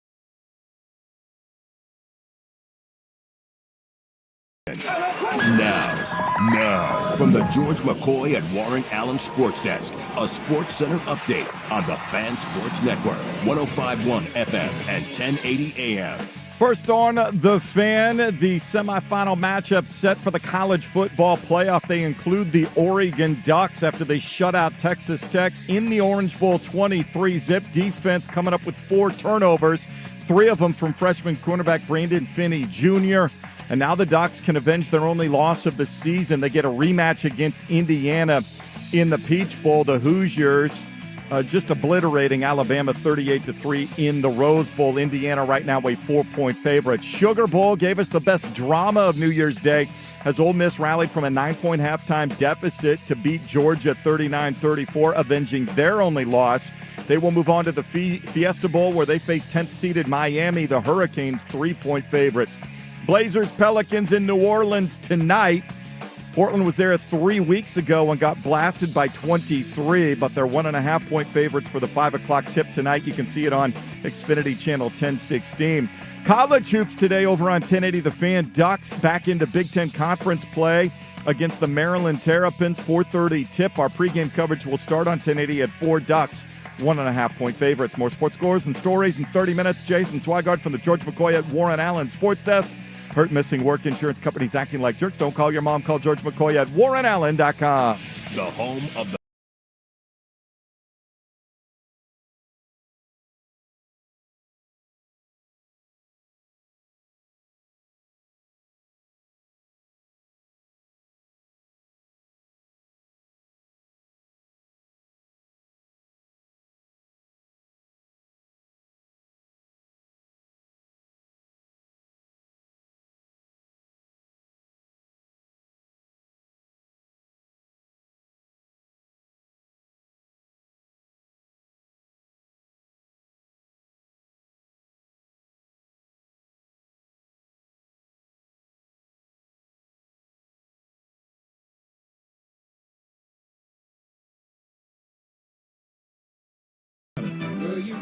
Hey, let's do this. Final hour, Dirt and Sprague on Portland Sports Leader, 105.1 FM, The Fan, 1080 AM, the Odyssey app, live on YouTube. Good morning, everybody. We are back. Hello. Shout out the Hoggies. Shout out to the Hoggies out Time there. to nut up or shut up. And somebody tweet me and was like, man, you sounded really different on New Year's Eve. And I'm like, I got nothing. There's nothing I can do about this. I'm sick. I don't really know. Hopefully I'm cleared out. And, Came in sick.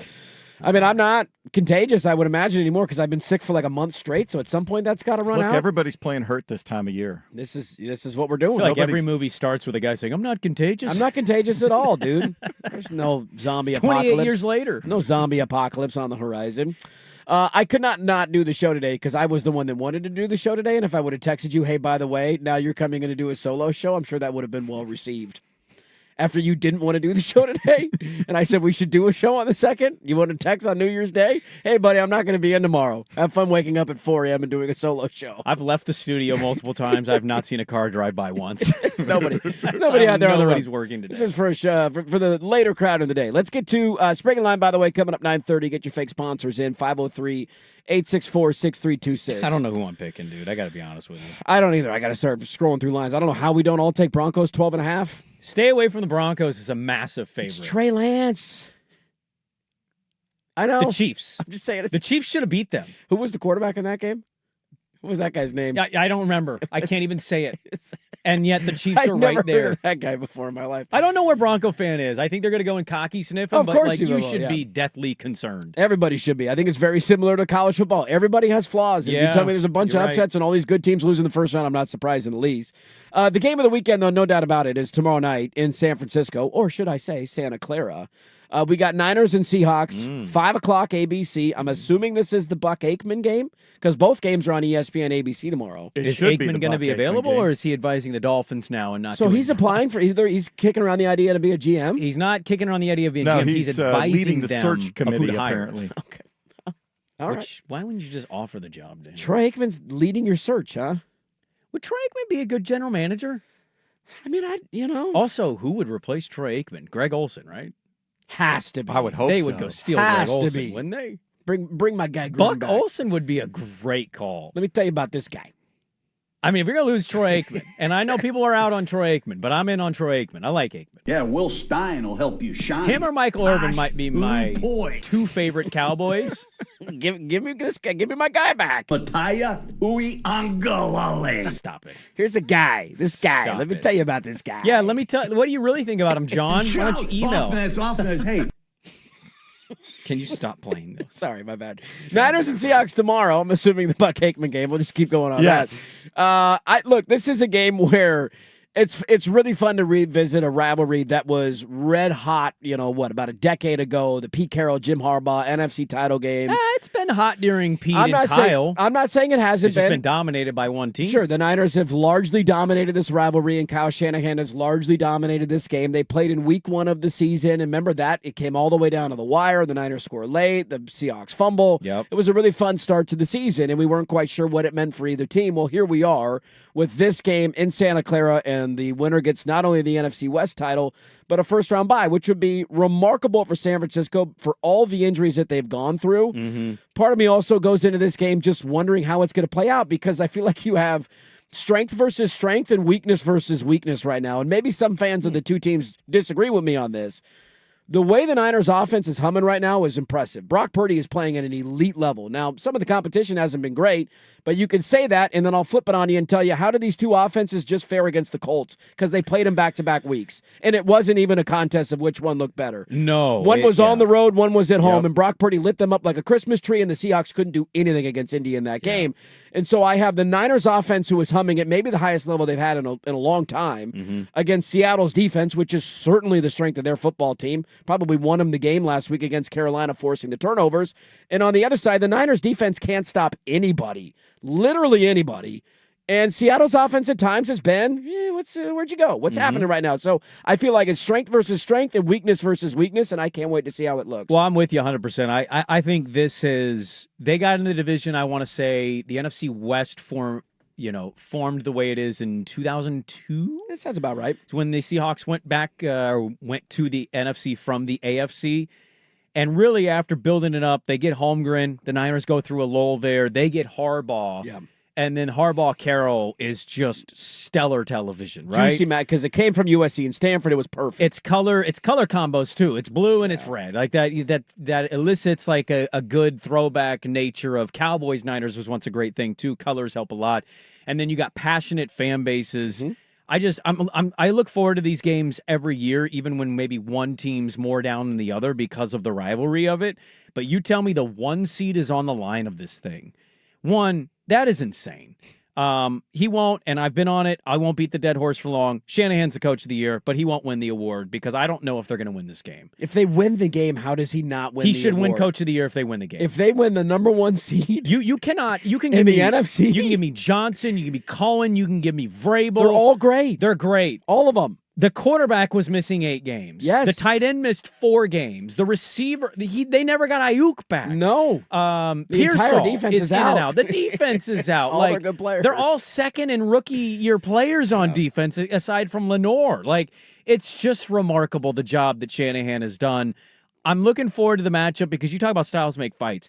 I don't know where I totally weigh other than I think the Niners are just a team where they're overachieving, and you talk about the offensive performance, their outputs, man, 37 points, 48 points, 42 points. That is a 76.6 completion percentage, 73.5 completion percentage, and 72.7 completion percentage with 295, 303, and 11 touchdowns to 2 picks the last 3 weeks. Those are Brock Purdy's numbers. He's playing at a high level, man. He's been unbelievable. But I think there's a quarterback controversy there. What do you think? It's Mac I think Jones. it's Mac Jones' job, right? It's Mac Jones. Niners shouldn't pay him, though, right? Probably shouldn't pay him. I wouldn't give him an extension. Well, and here's the thing. The question marks going in. Trent Williams left that Sunday night game against Chicago with back problem. Did not return. George Kittle didn't even play, and they won the game. Nope. And how about Tonjes having a great year? Tonjes, when he gets to play and Kittle's not playing, he just pops up and plays well. Yeah. McCaffrey he's like 400 touches on the year. He's not going to get 1,000, but he's pretty damn close. Yeah. You want to talk about MVPs? He is criminally underrated in the MVP conversation because as much as the coach deserves the credit, so does that dude. He is their offense. As he goes, they go. But Purdy's been playing really well. On the other side of this, you have one of the best defenses in football, but I don't know what to make of their offense. Because if you can bottle up, saying stop is hard, but if you can kind of slow down JSN, easier said than done. But what is the Seahawk offense? Yeah. And so I'm fascinated to see where this one goes. You said the most bet on is San Francisco. San Francisco is the number one bet on side in the NFL by the masses. And that makes me nervous for that reason. But I like this matchup. And Darnold, big game stuff, it's there again, man. Yeah. And if it wasn't for a weird comeback with the Rams, the punt return. I'm still there on it. I know they won that game, but I'm still there on the Darnold big game stuff. They were booed off the field by the fans in that game. Yeah, they ran on 3rd and 15 and got booed, and they ended up picking it up, but they were booing him. He threw a pick six. So the Seattle defense, we know what it is. This could be a kind of a lower scoring affair, I'd imagine. And as big a question mark as I have about the San Francisco defense, I have bigger question marks for Sam Darnold. Yeah, that's why it's such a fascinating game, man. I can't wait. I'm not going to gamble on the game. I am. I'm taking the Niners with the points. Oh, you are going to take the Niners? Yeah, plus 1.5. I'd probably just lean money line depending on where it's at. I don't blame you at all for that. I would probably lean gambling on Seattle. But again, I go back to my biggest concern being their offense. And that right now the Niners are giving up points to everybody. Like Phillip Rivers kind of shredded them on that Monday night game in Indy. Plus 105 money line. It's minus 105 with the points. But it's a Seattle offense that's been clunky at times and hasn't looked perfect at moments. And they're finding ways to win, but it's largely because of what their defense is doing. I just genuinely can't wait for it, man. I know that he won't win it, and I get the... maybe that ship has sailed. But if San Francisco wins and they get the number 1 seed, Kyle Shanahan not winning Coach of the Year would be criminal. Like, arrest the voters, lock them up, kick them out. I don't know. Whatever you got to do. I mean, I feel that way even if they lose. I mean, he deserves it either way. Look at the games missed by all these players. It's insane. And nobody else has that. We do this with the MVP stuff every year. Like last year, Lamar had maybe his best year ever, but he didn't win it. Josh Allen was a worthy MVP. Joe Burrow had his best year. But they didn't make the playoffs. You got to make the playoffs. We do that whole thing, even though it wasn't his fault that they didn't make the playoffs. Mm-hmm. So there's never a wrong answer here. All of these guys you could throw out, I would say, yeah, dude, I could see it. They've been amazing, and they deserve credit and consideration. Some of this is like when you get the Lifetime Achievement Award. It's like, hey, we haven't given this guy an Oscar yet. How do we find a way? He's been really good. We should probably give him an Oscar. That's Kyle Shanahan at this point. Like, he deserves to have multiple of these, and the fact that he hasn't won one, this is the year he should win it, but we'll see how it shakes out. Tomorrow night, San Francisco, Seattle. Who you like, Swag? You taking a side on this one? If Trent Williams is out and he hasn't practiced all week, that's tough against that D-line. Kittle says he's gonna play. Even though he's limited. He'll try. Well, he tried to get out there the last time, and then they had he left that game early. Yeah, the Indy game. He only played the return the entire game. Well, remember the game against Seattle in Week 1? He left that one, and Tonjes was the one that made the catch, and it was the most improbable statistical catch that shouldn't have been a catch situation in the entire league. We all thought it was a pick when it left his hand. 14.5% chance of completion, and he caught it. No. Oh, yeah. So okay. that combined with the fact that I think the Seahawks will 100% fully commit to the run after watching what has happened the last couple of weeks. Charbonnet had a great week last week when they finally gave him the football. You should be able to run the ball in San Francisco. You got to lean on the run game here. They have to lean on Darnold's it and play action. When Darnold play actions and they roll him on the half boots and he can get out there, that's where he's at his best. And so I would lean to the Seahawks. Do we know what happened? If the Seahawks do lose, do they fall 5 or 6? They get the 5. I think they get the 5. They get the 5 seed. Yeah. 98% confident in that. That is such a weird. So the end result for Seattle isn't terrible because you're going to beat Carolina or Tampa. Make an argument you get the greatest, and they've been great on the road. They just played Carolina, won the game 27-10, and the Carolina can't score on that defense. So you'll win your playoff game either way. But you'd prefer to have the 1 seed and host all the way through. For San Francisco, I had totally forgotten this until I was watching the Chicago game. Was that Sunday night? Yeah, Sunday night. Super Bowl. The Super Bowl's there. Stadium. So they all the games the rest of the way, if they are to win, which I don't know if they can because how bad their defense is, would be in San Francisco. I've been saying it all year. I don't view them as a legit contender, and they keep winning, and here they are being the 1 seed, and so maybe I need to shut up. But interesting little note of not only would they not have to ever leave their beds, if they get to an NFC title game and they're hosting, well, hosting doesn't matter, but if they get to the NFC title game, Fred Warner is reportedly going to be able to start I mean, that dude's been sleeping in an oxygen chamber for like 12 months. I'm just saying, could you imagine if they got Fred Warner back finally? You get a piece back defensively? The only thing that's been good for them is Tatum, Bethune, D. Winters. Right. You add Fred, Lenore's been fine too, but their pass rush is kind of non-existent. And I think that's the benefit for Darnold here. They should not get any pressure on him. Guess who caused mayhem and ended the game last time they played? Bosa. Strip sack. Boom. Guess who's not playing? So if Darnold's going to have a big game in a big moment, this is kind of the weekend to do it, man, because that pass rush by San Francisco, it doesn't exist. Yeah. And so if you can run the ball a little more consistently, Darnold's going to get some pass protection here. There's not going to be an excuse, man. You got to perform in this game. If Sam Darnold doesn't play well in this game, it would leave me terrified for them in the playoffs. This isn't a dominant defense. This isn't a team that will get up in your grill and throw you out. You should shred. Caleb Williams at times looked like an MVP on Sunday night. Yeah, he looks so good. Phillip Rivers looked like he turned the clock back 15 years. Now, the problems for both those teams is they couldn't stop San Francisco's offense, and maybe that's the reason Seattle loses the game. There is no reason as a quarterback to not light this defense up right now. Well, who is the favorite in the NFC to you guys? Let's carry this over because I want to answer that. Let's put some final thoughts on the weekend ahead. Also, who's the MVP? Did Stafford lose it for you guys? I think it's May. You think it's May? I think McCaffrey should also be in this, but Saquon didn't. Allen back to back. We're not going Allen back to back. Allen's out. Dude. Make a throw. Okay. Ooh, make a throw. Ooh. Who just won in New England after being down by 21 points? Who just lost the game because he couldn't make a throw? Final thoughts on the NFL weekend. We'll bring a line at the bottom of the hour. Back after this on the Fan.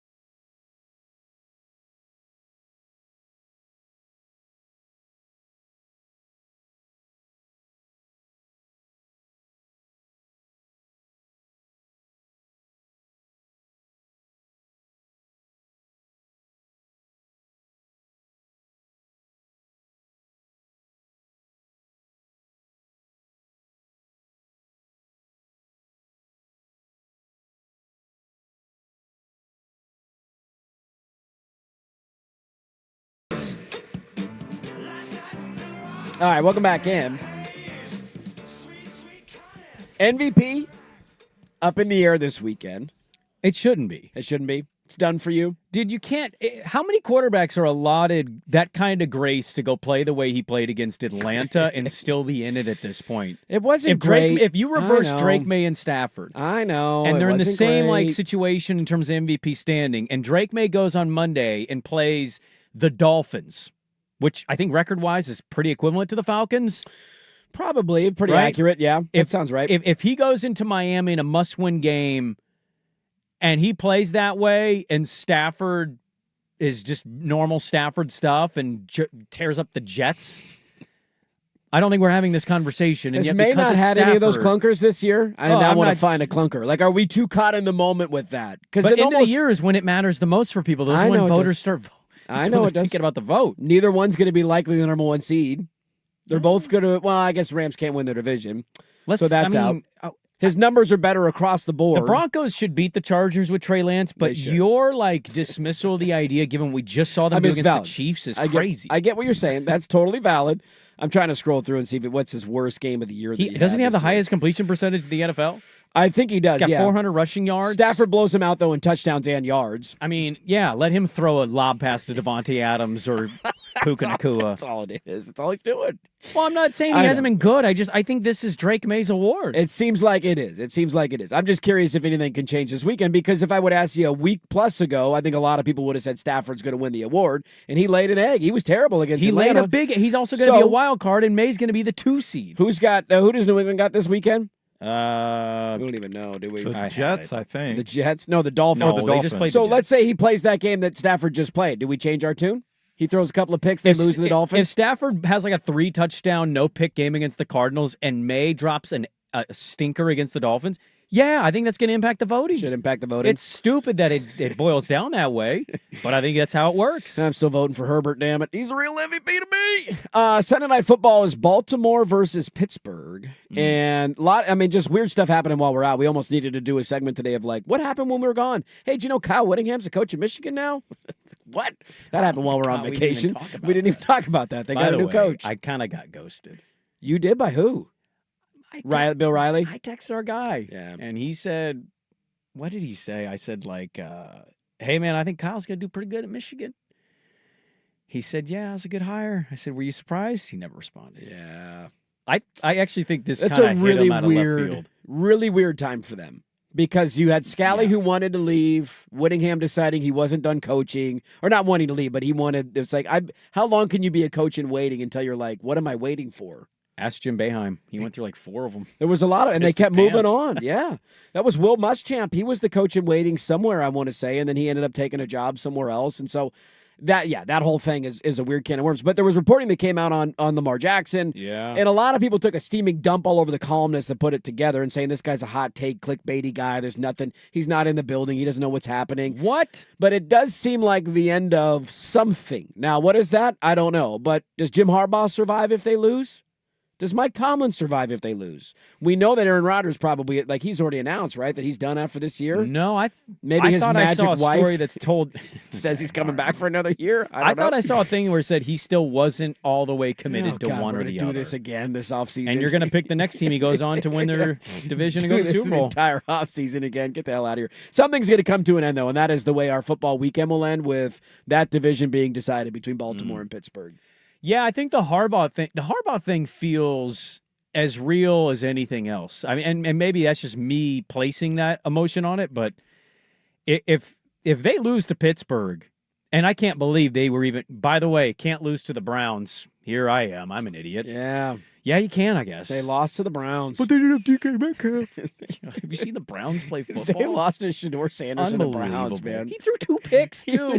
One of those was so awful. Anyways, it feels like this is a both coaches could be gone situation. And the Steelers certainly don't have a history for me to feel that confident about saying that, because they just don't fire guys. No. At what point is it running its course? Yeah. Cool, you won your division. Now go lose in the first wild card game like you do every year. Or we'll all pick them to lose. Go be over 500 but not win your division. And then we're going to run it back with Mason Rudolph next year. Okay, you're just going to be the same team every year, and they're just cool with that in Pittsburgh. Baltimore feels real of like, this is kind of it. Yeah. Let's change it up a little bit. And I think they should. And John Harbaugh can go be a Giant coach or Dolphins coach. Like, somebody's going to scoop him up, and he's going to be fine. He'll be good, and he'll revamp whoever that team is. But, like, I just think some guys, it runs its course. It ran its course for Belichick in New England. Yeah, at some point, it's just going to be over.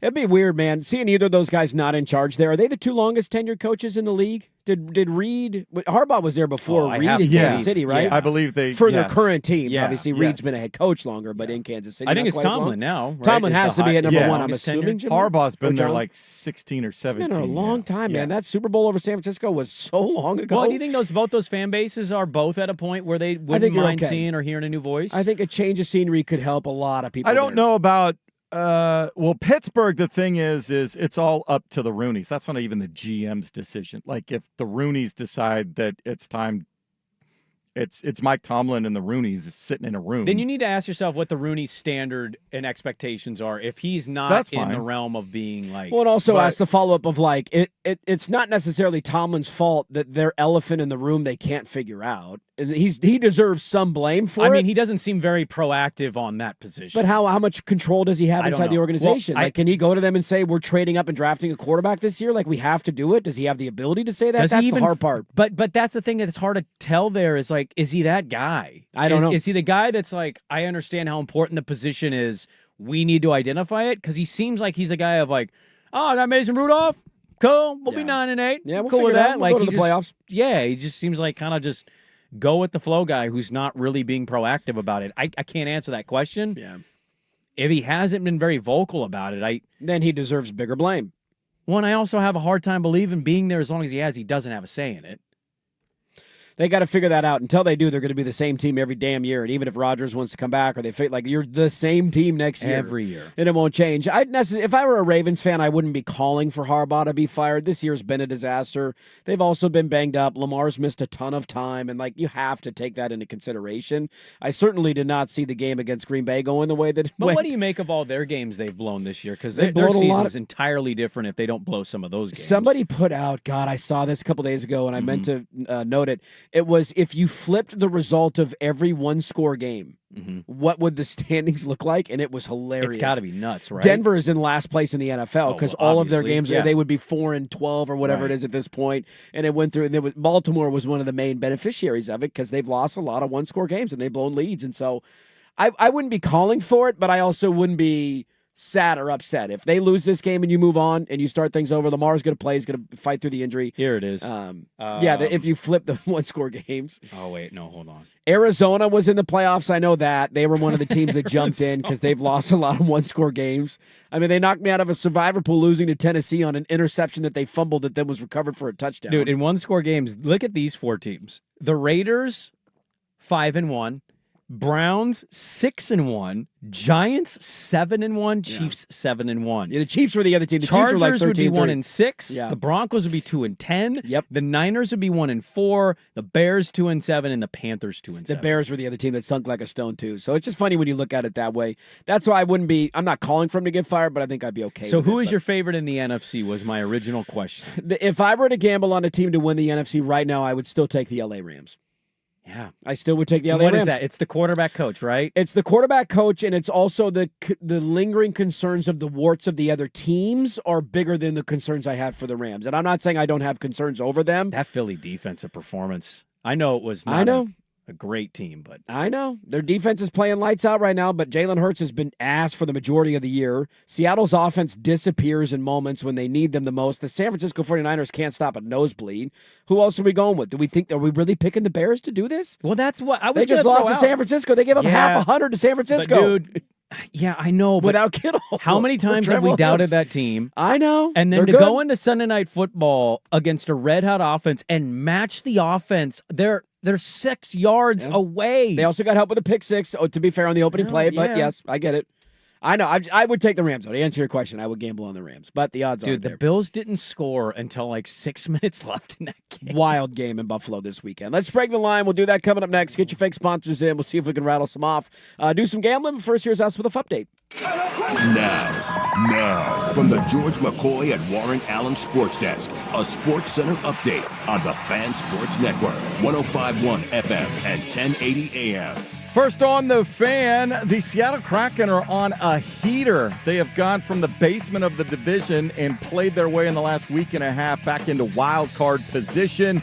They have won 5 of their last 6. Their only loss, a shootout loss to the Canucks, whom they play tonight in Vancouver at 7:30. They have outscored their opponents 20-9 in that 5-game stretch. Professor John Weens from the University of Arizona, they've released a study that has said 16,000 new species are discovered every year, and most of the experts are concluding the discovery far outpaces the rate of species extinction. So you lose an animal, you get an animal, and right now we're getting more animals than we're losing animals. Welcome to the era of parity in college football that we've all been begging for. The last 3 college football playoff semifinals of a possible 12 spots.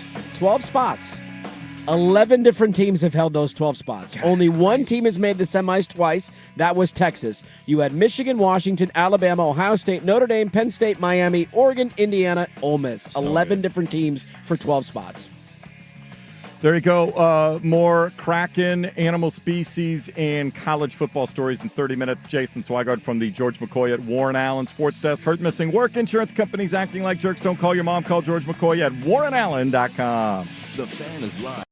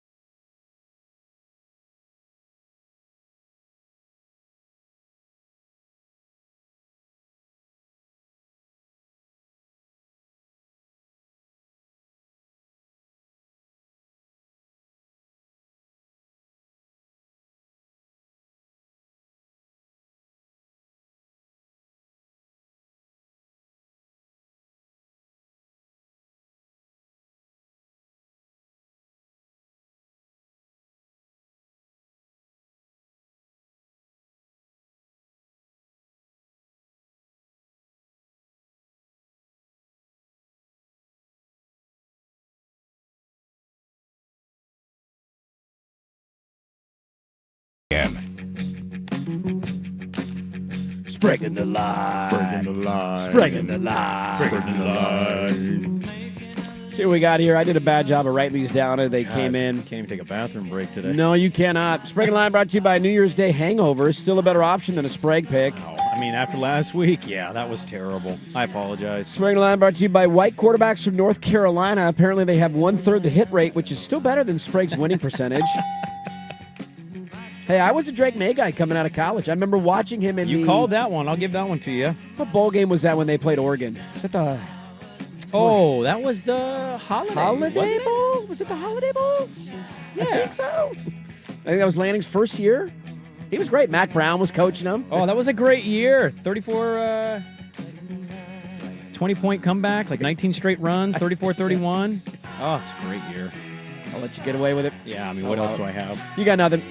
Spring Line brought to you by Blazer Injury Updates. Just like the injured Blazers, Sprague is 2 weeks away from being 2 weeks away from being a good pick. Holiday Bowl, 28-27. 28-27. Final play, right? They won. It came down to the wire. I remember that. All right, we don't have time for the. I apologize. We love you all. Here's how we did last week. You guys texted your picks on Wednesday. God, can we not? And then I'm reading the picks, and I'm like, why are we putting the picks in on Wednesday? Why didn't you say something? I was so confused. I think was that Christmas Day or Christmas Eve? So Wednesday confused. was Christmas Eve. So I have allowed, and you can rule on this too, but I have allowed Swag a tie. No counts? Oh. No counts. No, not that. Because we took the same game. Yes. But the line when we put our picks in on Friday was 6. The line on Wednesday was 6.5. So I'm not the line when I made the pick was 6. So I've granted Swag the 6. The reason I did the Jags won by 6, so it was a push. It was a push. So here's how we did. I went 1-1-1. How about a kiss your sister weekend? I hit on the Giants. I lost on the Chargers, and I tied on the Jaguars. Sprague, you went 0-3. Thanks, dude. You took the Steelers, the Broncos, and the Lions. Those are your 3 picks. I don't know what I'm doing. And Swaggett was an 0-2-1 weekend. You lost on the Bills and the Rams, and you tied on the Jags. Dude, if there's ever a kiss your sister, I don't think it's 1-1-1. I think it's 0-2-1. 0-2-1 is That's a kiss your an sister? awful feeling. So season standings now, Sprague still in first place, 27-24. Okay. My 1-1-1 put me at 23-26-1. 23-26-1. Wow. Yes, and Swag's 0-2-1 has put him at 17-33-1. That's where we're at right now. So the tee box is mine. I don't know why, but it is. And I will start tomorrow. This is stupid. I don't really care about this game. Neither of these teams should be in the playoffs. Oh, do it. But I'm doing it. Carolina sucks on the road. Yeah, Tampa do. has lost every game for 8 years straight, it feels like. They have to win one eventually. Enough is enough. Tampa, I'm back on my Bucks bandwagon. This is the weekend we do 3 it. points, huh? Give me the Bucks -3 tomorrow. Should the Bucks be favored over No! any team in the No! NFL? They should not, but I'm not gambling on Bryce Young. I refuse to do it. Give me the Bucks -3. I'm going to include my fandom. I usually try to stay away. It's not been kind to me in Sprague and Line, but what the hell, man? I'm going to ride the ship. I'll take the Niners plus the 1.5. Okay, Niners plus 1.5 tomorrow night. I'll take the Seahawks minus the 1.5. Ooh. I think you did that in week 1, so thanks. Hold on, these are going quick. You got to give me time to write them down. You guys usually give me a descriptor or a reasoning or. Well, we kind of already did the Seahawks. I got to be honest. Can I be honest with you? Seattle minus 1.5. Okay, yeah. What's up? Last week was rushed. I panicked. I didn't look at the schedule properly. Just gave you bad picks. What day of the week is it? I'm kind of sitting in a position where I'm looking at most of these games, and I haven't even read through like, is so-and-so playing? Is so-and-so playing? Is what so-and-so quarterback's playing? in, what's not? So I'm kind of flying blind on this one, on some of these picks. We all are, right? My next pick, I'm not going to take the side because, to your point, they damn near lost to a quarterback I've never heard of before and probably will never hear of again. That is the Denver Broncos. They are taking on the Trey Lance-led L.A. Chargers this weekend. How does the under not hit here? Chargers defense isn't bad. Like, they've been playing really good. I don't know how many of their defensive guys will sit. I'm assuming some because they're sitting a lot of guys. Trey Lance could throw multiple pick sixes. That is true. That's my fear. But I don't think either offense is going to score north of 28 points in this game. And so I just. What's the weather like? It's in Denver. Probably right? cold. I haven't looked that up either. Yeah. You're asking me to do research that I haven't done. Give me the under of 37.5 in Broncos and Chargers. 37.5. Okay. Sorry, I like to tweet these out as we go along. Got to file them off. Who's next? Is it me? It is you, sir. That would be you. Thank you. It looks like it's going to be nice in Denver on Sunday. Oh, there you go. Yeah, no snow. Yeah, I don't know why. It's not even a team I like. I'm going to take the Cowboys -3.5 against the Giants. I love the way this I just think the Giants are actually playing pretty poorly. They just smoked the Raiders last weekend. I won a bet on them. But dude, I'm not counting a Raider win. What's it been like before the Raider game? What's the line in that? 3.5? 3.5. 3.5. There's actually bonuses Dak can hit if he plays to a certain standard in this game. There you go. And you know what? I think they're going to finish the season out on a high. I'm going to take Cowboys -3.5. Okay. Swag? I think the Houston Texans, that Charger game was a little too close for comfort for their particular. It was just a weird game. How about Dicker the kicker can't make kicks? They would have lost the game. He missed a PAT and a field goal. What are we doing here, man? Get me started. Also, let's catch the football, Chargers. How about that? Yeah, I know. That would help. That's the biggest issue for them. I digress. But Riley Leonard is going to play, so the Phillip Rivers era of Colts football is now officially over.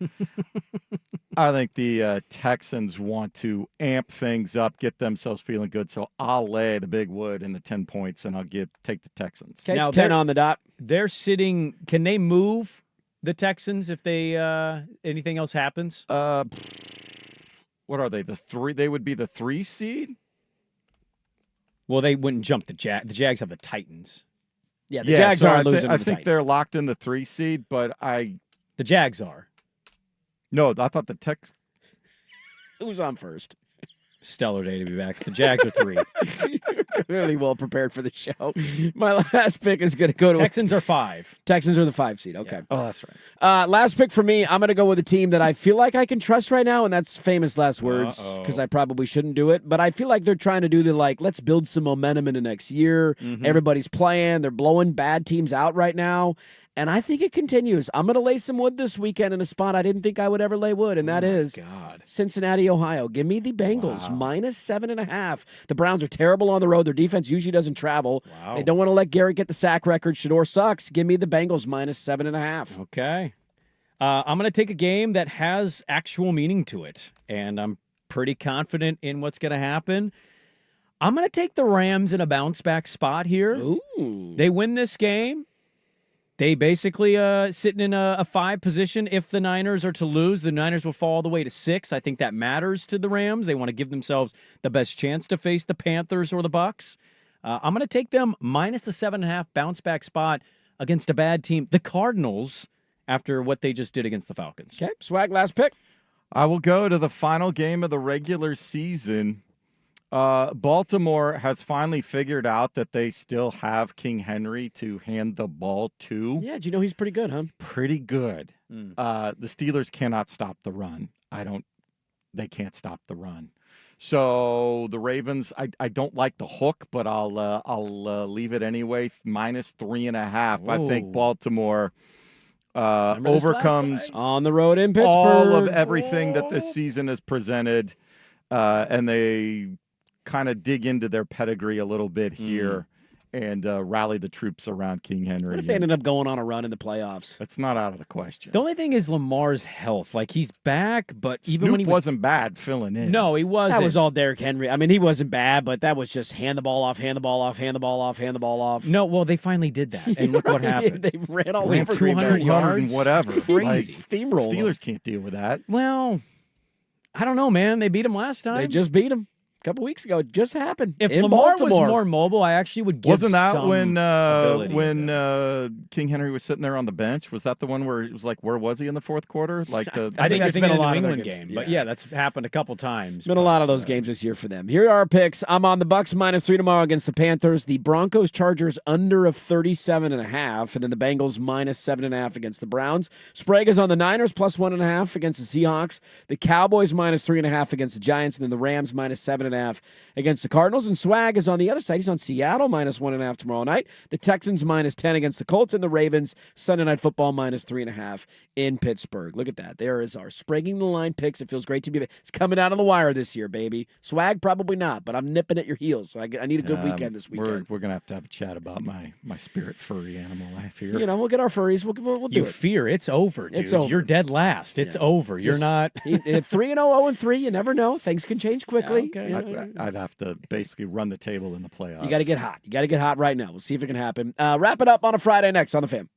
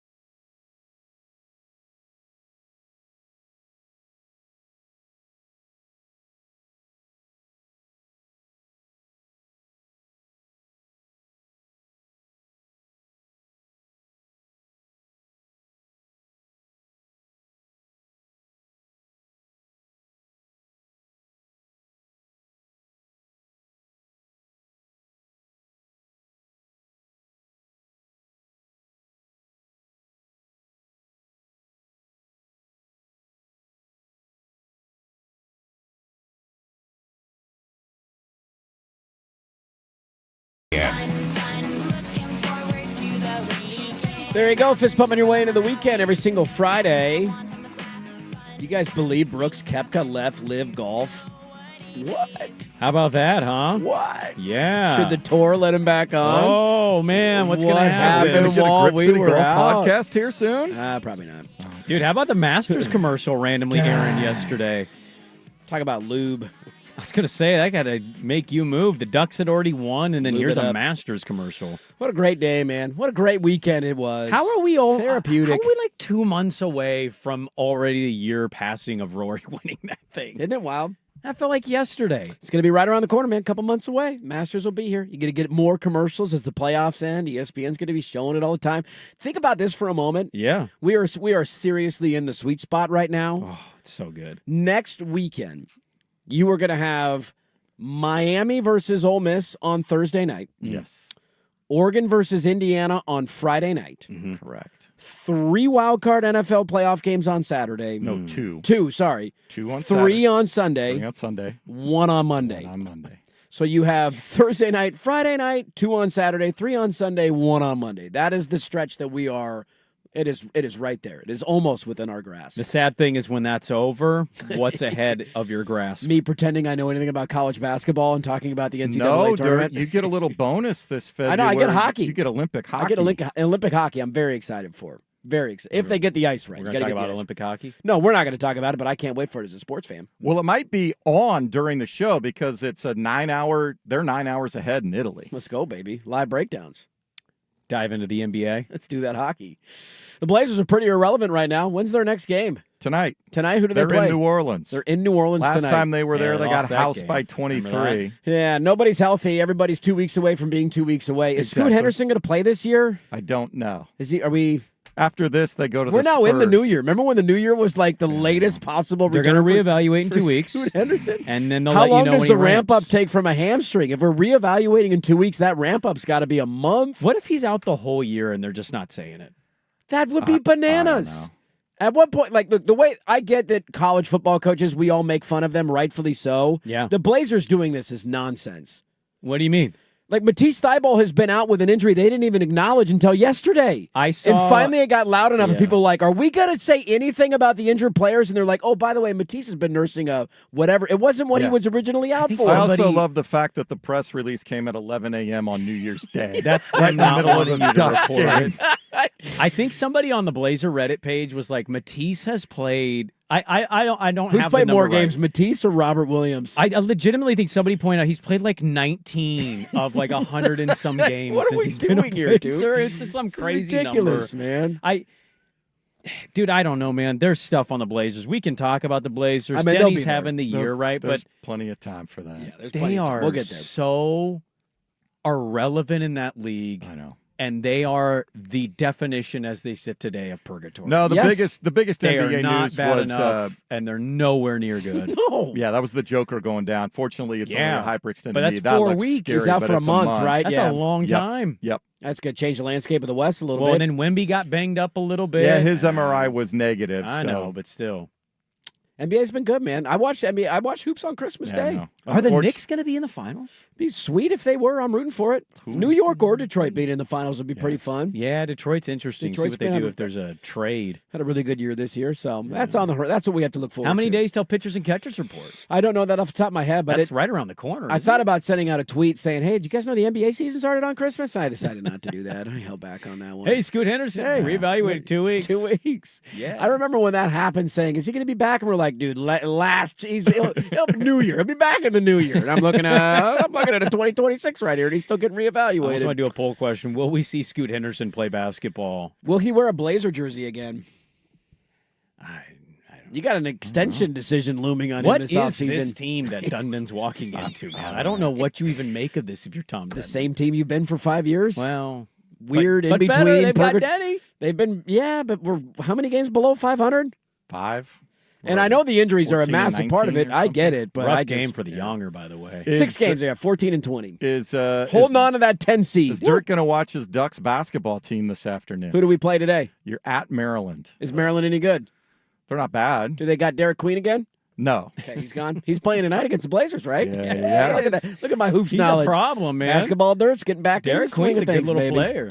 Well, that'll do it for us, folks. Wanted to do a show today. Talked a lot about Oregon and their win over Texas Tech yesterday. A lot of playoff conversation. The craziness of Ole Miss and Miami winning. Previewing the NFL weekend slate. It's going to be fun. Enjoy the football. Hold on. Enjoy Seahawks here tomorrow. Yes. I feel like, Seahawks will be right here on the 3 fan. o'clock we start. I feel like right now with football on Billy Madison at that third grader. It's like, don't ever grow up. Yeah. Like, just hold on to Don't it. end. Don't end. Don't end. A couple of weeks of dreams ahead, and it's all going to be over. So enjoy the ride, everybody. Oh. That will do it for us. If you missed the show, go check out the podcast, 1051thefan.com. If you're watching on YouTube, first off, thank you. Like the video. Subscribe to the channel if you haven't done so yet. You should.